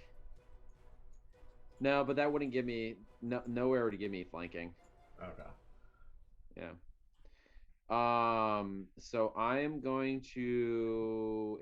Is it grabbing her with its like arms? It does not seem to have its arms occupied at all. Its center seemed to like open its chest and like suck her in, as its body is made from somehow what's the word? Sentient vines. All right, I'm gonna. Jiri's gonna draw his sword, saying his catchphrase. Lightning flashes and thunder roars. He draws Stormbender's End, and he's gonna hack, swinging 2 swift strikes towards the legs of this thing. He's gonna Okay. use a move that Telperion taught him, just to show Telperion that he's been learning. Very cool. Go ahead and roll.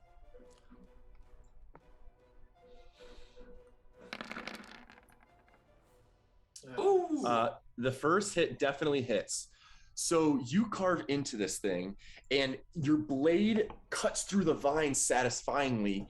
But as you look back up at the wound you just caused, the lightning crackles through its form, and you see it like surge with the electricity, and the wound starts to try and knit itself slowly back together, seemingly like absorbing the lightning effect. Damn. Okay.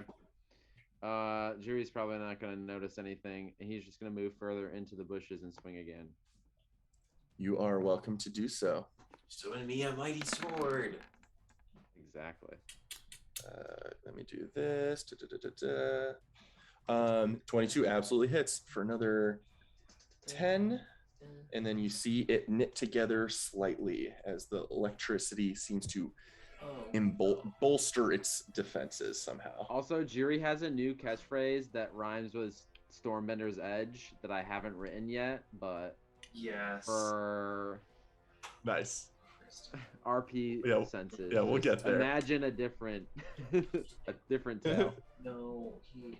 I don't have any bonus. No, I'll do a double cloud punch. I don't have a chain. Okay, go for it.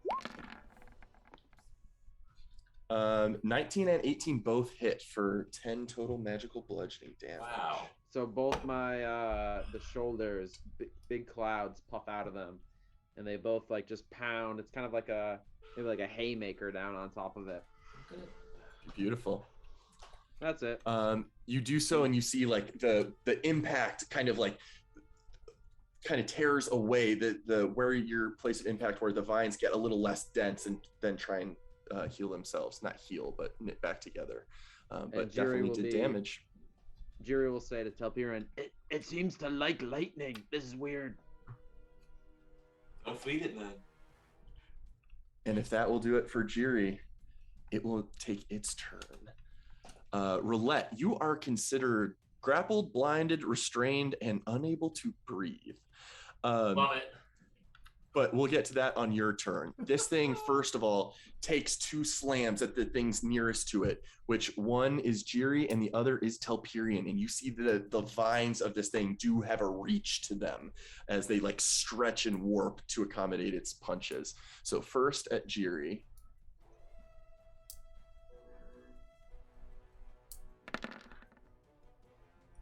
That's a big miss. Second at Telpyrian. Love the damage though. Ooh. A big hit, but less damage for 12 bludgeoning damage. I'll lean on 12. I need you to make an acrobatics check. Oh God. Or athletics. This is to escape a grapple. I gave that to Roulette. I should have probably had Roulette do athletics instead. Or what? I You get a rolled a choice. 2. Oh yeah. Before that. But yes, your choice of athletics or acrobatics. But before that, Can I want to roll my cape at it.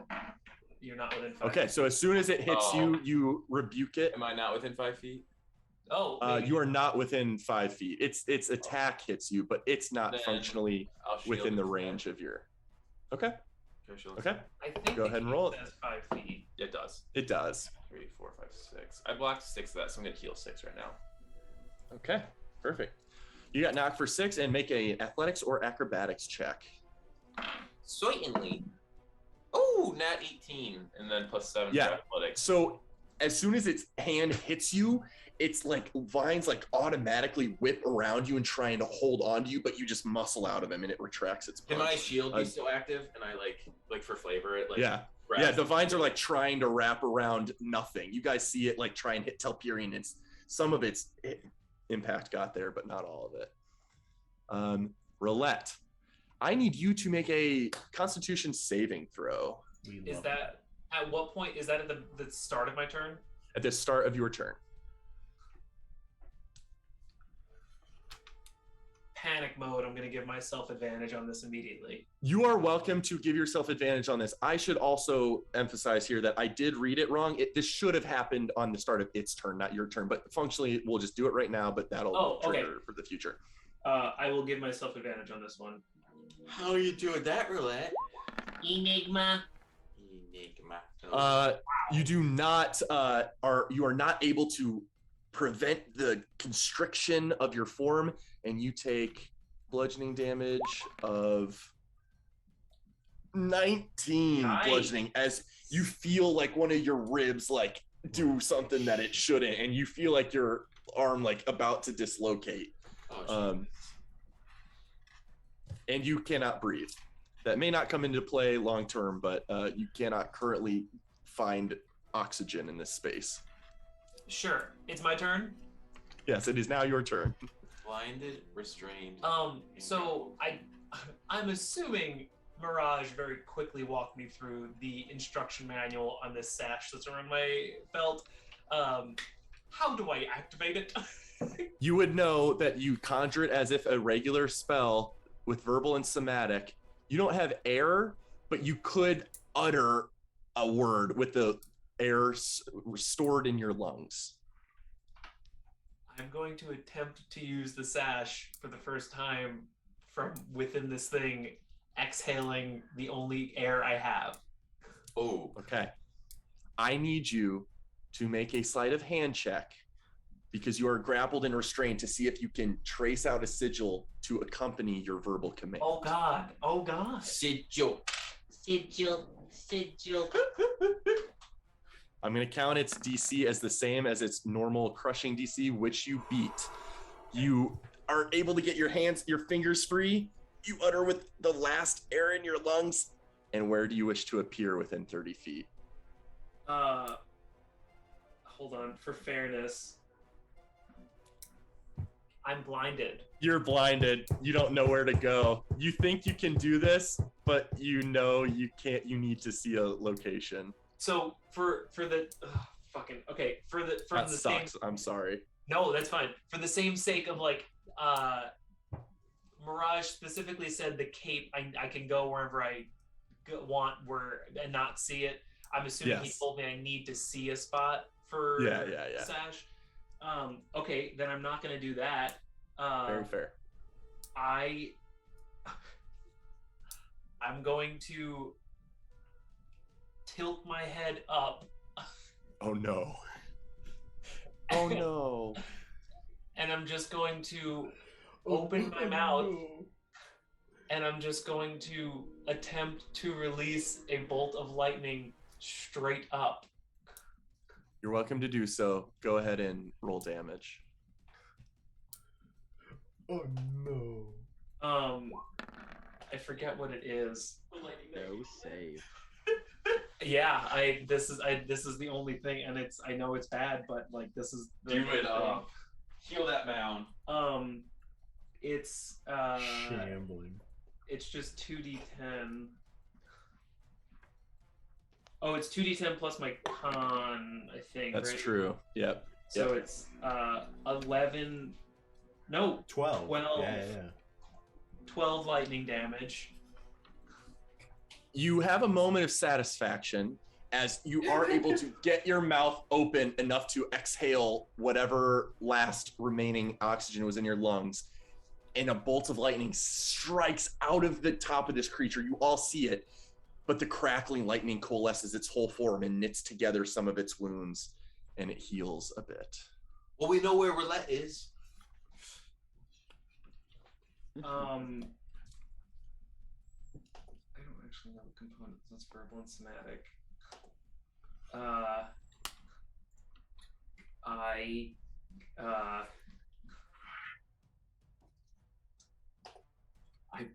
Bonus action, dumping 3 charges of Wand of Magic Missiles into this thing. I'm about to be an asshole. Yeah. How are you commanding Alfie to do this? So we've spoken about this before.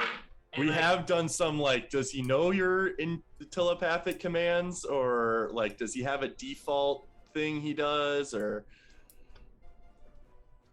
we've talked a little bit about, you're right. I don't know that we've ever set a precedent necessarily. No, I'm being swallowed alive. He's in defense mode. He's just gonna swing at it. Sorry. I'm Okay. Yeah. taking too long. No, that's super fair. I didn't want to roadblock, but No. 1d20 plus, I don't even know what it is, plus 4, because I think it's my spell attack modifier.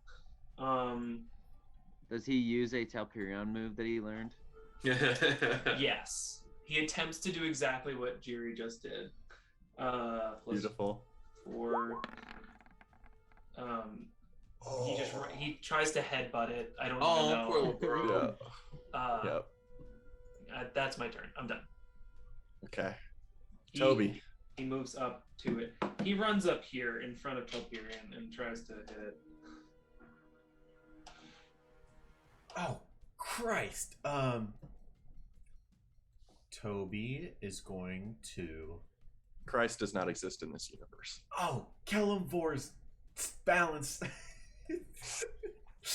I will start by casting Toll the Dead as I'm trying to alert myself and get into action. Okay. So that's a Trigger whiz Toll of save. Dead. It will do a whiz save. Eat it. With a 2, that's a 2d12 it's going to take. Is the target missing any of its hit points? I believe so. It is. It is. Has healed the full. 16. You see its body just immediately, some of the vines dry out and wither and start to crack like roots that are rapidly decaying. So that's what I'm doing as I'm running up besides Alfie, and I will cast as a bonus action my flying arrow. I'll do some somatic movements in the air, not the way I have done it before of drawing them. I have my bow on me. I said that. I don't have my shield out. So I told the dead I'm running, and I pull it out, and I string my bow, and I shoot a glyph of silver mist that coalesces right around here. Like, or maybe I guess here, like at the trunk of the tree, opposite of where I am. Got it. They're like the little arrow. Yep, so that appears and immediately makes an attack. Go ahead and roll roll to hit. D20, I'm gonna roll, and then it's +8. That works. I was about to ask about flanking. That does work. I was about so to ask that about is, flanking. I think, yeah. Oh, that's a good point. Yes, it would benefit from flanking, but it cannot grant It flanking. doesn't grant. That's Yes. what I thought. Yes. That's why I intentionally tried to Yep. leave that other avenue open for Telperion. Yep, It is- absolutely. So so that's a 2d8 2d8 plus the modifier. I'll do it in the roll 20. 2d8 plus 4. Roulette, Toby's gonna get you out. I don't hear that. Do you know? For another 12. And 12. Damn. damage. So a quick 28 damage there. Bro. You see the silver arrow pierce the back of it, and you just see like silver mist, almost like steam, just pouring out from that wound. Let's get real out of there, Telperion. Telperion, it is your turn. All right, I like that idea. 1, 2, 3, 4, 5. I'm gonna get over here, and I'm going to slash away. I take out the Go Blade ahead and Elusive do so. Jade. Blade Elusive Jade is out. Getting out Okay. to my training partner. Rolling with advantage. Yep. All right, let's light it up. 16 plus 7 is 23. On the first Definitely hit. hits. All right, so that's just going to be a D10 and a D4 plus something. Did you roll twice for your advantage? I did, Okay. and then I just re-rolled the 2 on my damage die. So I get to add 4, so 9, 10, 11, 12 damage on the first hit. Two-handed. Let's go with a horizontal strike. All right. You cleave like up its arm and just sever the vines, and it looks like you've just like cut this thing's arm in half before the vines just like begin to coalesce once more and reform a thing. But you definitely deal damage. What was the damage count on that? 5, 6, 9, 10, Did you 11, say 12? Yeah, I thought you said 12. I did say 12. Before Telperion rolls his second attack here, was there a vicinity? Did we hear at all? Was there anything from Roulette's damage taken or outburst of lightning? Did we get any sort of a sense? I think you know, like she's being contained in the core of this large creature toward the center of it, as given by the trajectory of the lightning up it. But you're not hearing like gasps or shouts from her Gotcha. because she doesn't have air to do so. Gotcha. But that will do it for. Oh, Telperion, you get another strike, don't you? Strike 2. Rolling at advantage again. Show me it. 11 plus 7 is 18. Does hit. All right, we're gonna psionic strike on this one. So I'm adding 5, 6, 7, 8. No, 4, 6, 4, 5, 6, 7 is what I'm adding to this roll. Oh my god, I rolled a 1, but I get to re-roll that. I went up to a 7. Love great weapon fighting. So 10, 14 plus, I said 7, 21. 21 damage. 21 damage. And so With that swing, you do cut off the arm you just injured, and it Because as starts I do, it its vines explodes start the to. pulse of telekinetic. Yes, energy. absolutely, and just detonates off those vines. You do see the vines slowly trying to adapt accordingly and form a new arm to use, but you have definitely significantly injured that creature, and you do suspect this is in a weakened state, not bloodied per se, but mechanically bloodied. Jerry, take its other arm. That's all. Oh, I have a Jerry- bonus action. I'm gonna. Ooh, I have nothing to do with my bonus action. I'm gonna chill. Okay, Jiri, you are up. Such a Jiri chill is in the situation. middle of about like trying to like lasso Roulette out, and he's like, "Oh, good idea, Telperion." He takes his sword back out, and he's like, "I'm gonna chop its arm off." He takes 2 swings right at its arm. Okay, both with advantage.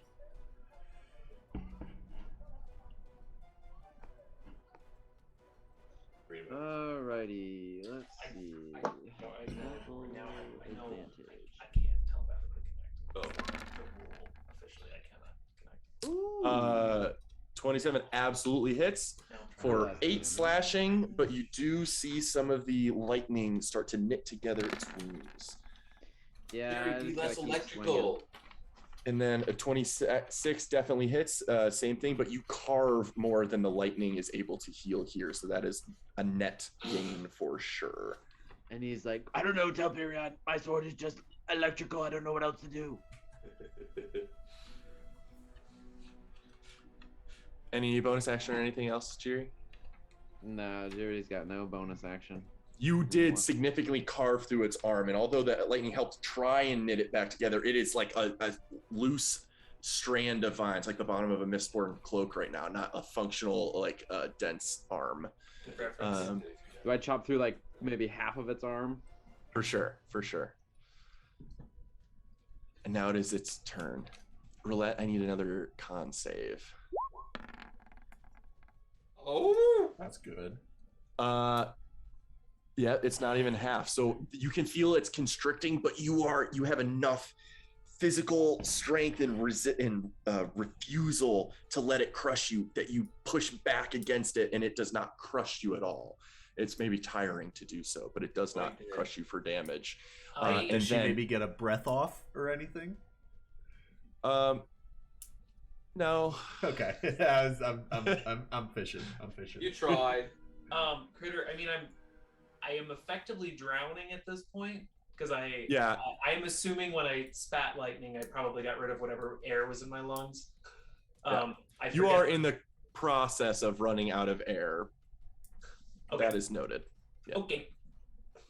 And it will try and it's who just injured it last. I think all of you have done a lot of damage to it, so it's having a hard time choosing targets. So Me and I Jerry think were the it's most just. recent on either side with our swords. I agree. You're also the larger target, so I do think it's prioritizing you. It's not smart enough to pick out small prey of Tobirama. So, first attack slam at Jiri.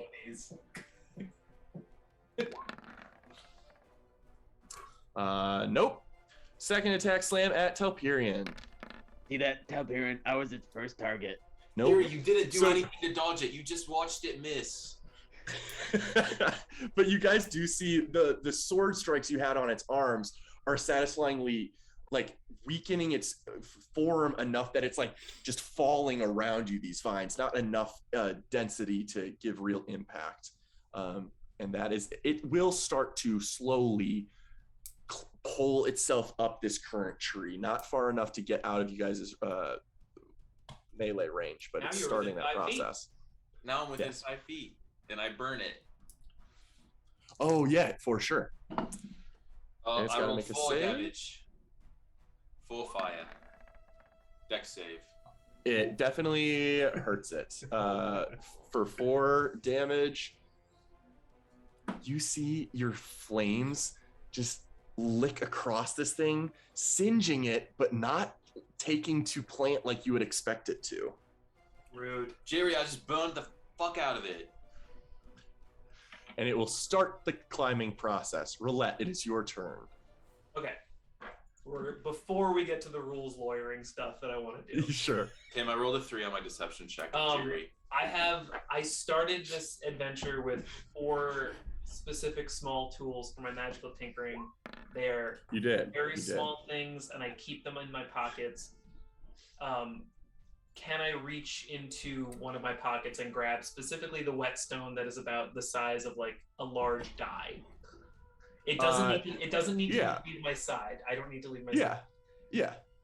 I am going to think back to the mines underneath Storm's Edge, the sulfurous bullshit that we just climbed through, and whatever the most rotten smell is that I could possibly think of, and using just a touch of my whetstone to anything it can touch, I'm going to make it emit the worst odor I could possibly imagine in the Okay. world. Okay. You're able to do so. I'm curious if there's an intended effect you're trying to pull off, but you are able to do this. I am trying to make this thing throw me up, assuming it ate me. I got pulled in like backwards, so I'm assuming that it ate me. Understood. Or swallowed me, so I am trying to get it to throw me up, which is why I'm making myself do this. Understood. It does not immediately have a violent reaction to what you've done, but who knows if it will. Okay. But we you are spell able it? to do that. Probably hasn't had time to perfuse Permeate. through the space. Permeate, yeah. Okay. I do not have a telepathic link with my Steel Defender.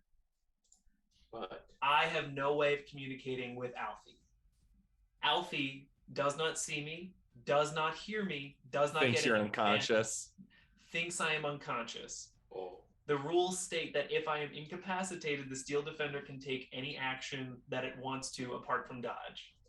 I would say you are not mechanically incapacitated, but I am fine with the rationalization of Alfie thinking you are. So 2 things. 1, it's going to do the thing that I normally tell it to do anyway. Sure, 2, yeah. I am going to make it make a reckless decision right now. Stop. Okay. It's going to use every charge available on the Okay. on the Okay. wand. Just to be fair, this is a very unique situation that we have not come Yep. across before. So it's going to do 3, 4, 5, 6, 64 plus 6. Okay.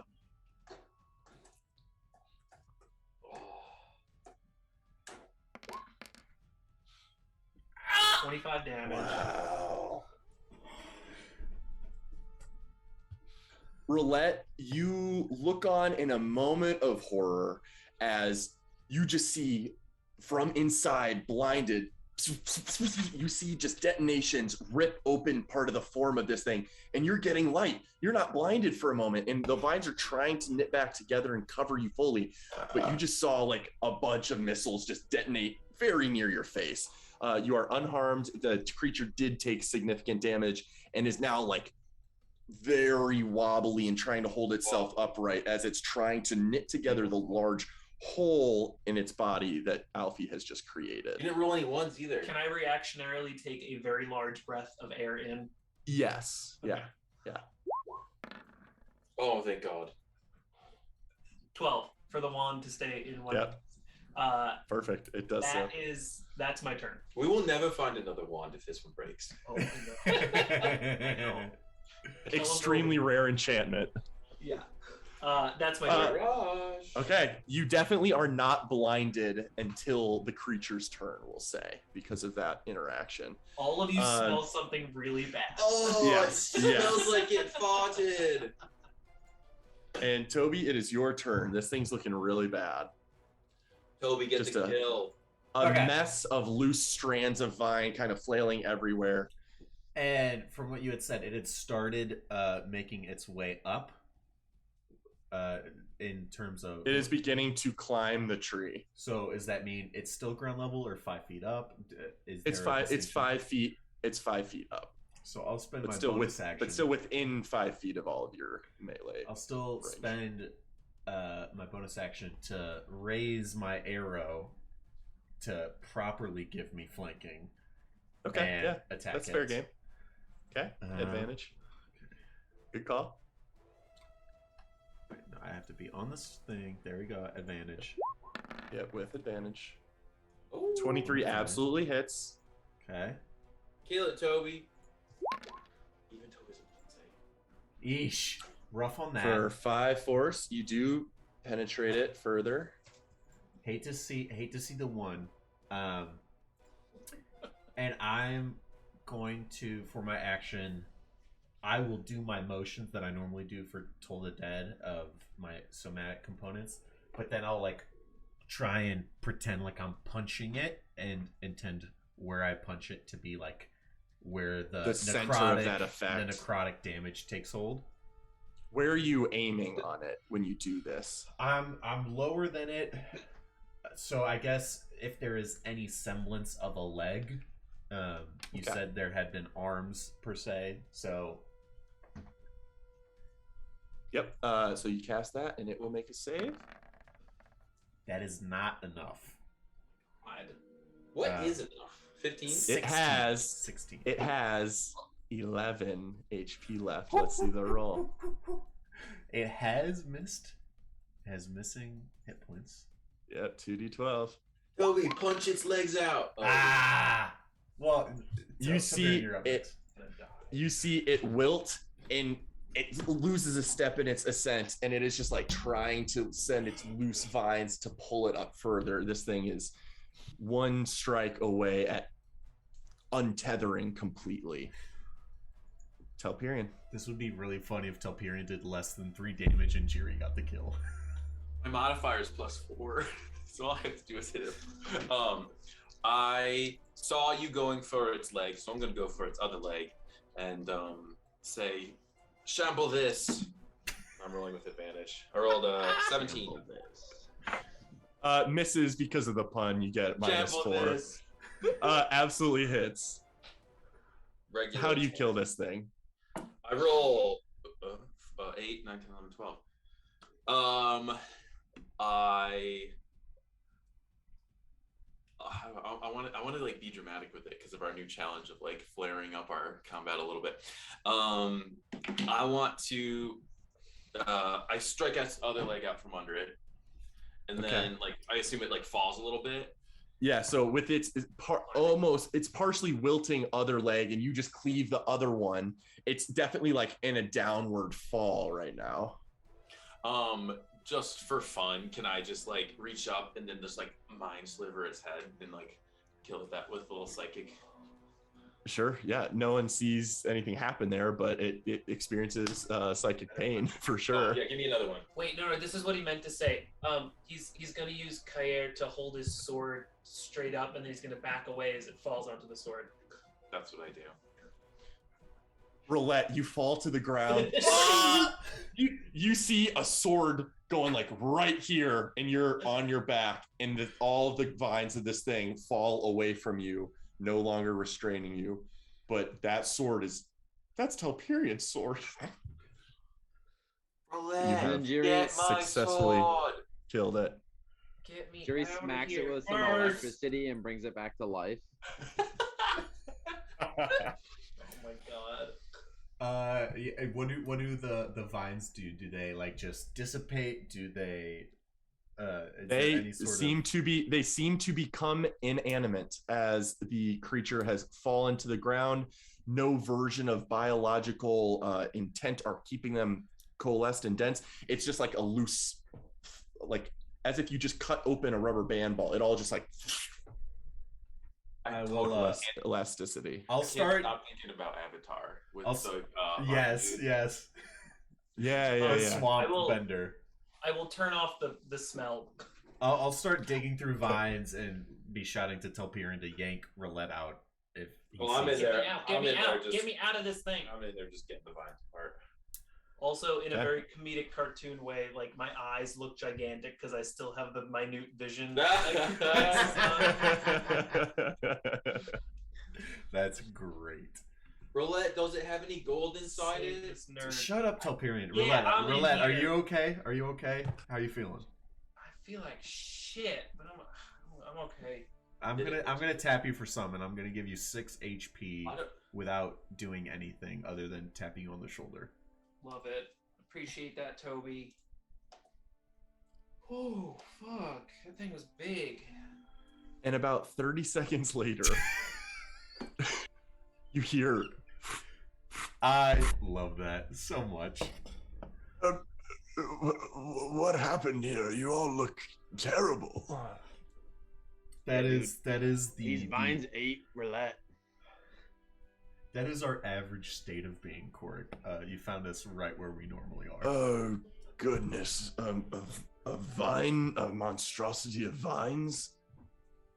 Tried to eat I roulette. know what I should have done. Roulette from inside. You sense another, while you're climbing out, there's another bad smell in there, as you see like a dead calcified like bunny carcass, like a bird skeleton. How big of a bird? Like a small bird? A small bird. Okay. Not a bird folk. Didn't know. It's Junequill. Well, Oh my god. I am sorry for the difficulty. Is anyone in requirement of healing magic? Use a nice cup of tea or something, but I think I'll be fine. Are you not at your best? Not after climbing out of that thing. No, I'm not. Is this Very the well. Candleloft welcome? No, the Aarakocra do not survey these floors of the terrain. But here, hold a moment. Floors. They don't populate these floors. They're in the fucking trees. I Jesus! while you're getting healed, I go over to Jiri and I say, Jiri, watch this. What are you doing? What are you doing? Run. I jump really far away from you. It's a back. Bro. It's a back. Roulette, out of the side of your eyes, you see the flames kind of burst from Telperian's feet as he jumps, and you have this momentary fear of, wait, there's grass. And you don't see any char or cinder whatsoever left behind on the grass Telperian just leapt from. So Roulette, like, she doesn't get depressed, but probably says out loud, "Great, another spot where fire's not gonna be much use." Okay, that's helpful. I would think you would suspect this is more of the magical nature of that item does not physically damage surroundings, obstacles. Internally, she knows that. She's still. I think you're so smart that you would suspect, oh, it's not the ground's enchanted, it's the boots the fire that enables the thing doesn't hurt anything until perhaps the spell is triggered from them. But Interesting. Damn. Those boots are so lame, they can't even do anything. I just jumped 18 feet, Jiri. At a standstill. Yeah, I mean, I could fly more than 18 feet. Guys, we just All got right. here. Let's. Yes. Well, they are ready to see you. Would you like to? I think ascend? we're ready to. I thought we were ready, and then we weren't, but now we're ready. Very well. We will use this vine over here. Please follow me. Vine? and No. he will and he will lead you to a vine. Everyone, grab the nearest one available. And he will give it a tug and immediately be pulled, jettisoned up Feels like a fucking joke. through the canopy and out of sight. I'll tap Roulette and give you a guidance Oh no. if you're so willing. A Oh. guidance, just no. for shits and giggles. I know he just did that, so yeah, I'm not doing that. Alfie, you're gonna have to grab one of those things. I will walk over and help Alfie grab a vine. A fix, yeah. Yeah. He's able to. And then I will grab a vine myself right next to Alfie and command us to do it at the same time. I'll go last. Okay. So as everyone gives a pull on their vine, you are pulled super fast, but not fast enough to loosen your grip on the vine, up through the canopy. And then Telperian, after just a moment alone to mentally prepare yourself, you're able to do the same. And as we end tonight's session, we'll move to that map. Yes. Yes. Yes. Oh! I knew it. The second you said floors, it was pretty obvious, but I still knew it. You were traveling at very fast pace on those vines for what felt like 20 seconds. This is very high up in the trees, and the vines simply pull you up and then dangle you to let you off right here. And My that's where Jacoby we'll end loves the that. session. Oh. Pretty. There are buildings built into trees as far as the eye can see. The canopy is less dense up here because you're so close to the sky at this point. So much more natural light is coming in through the sky.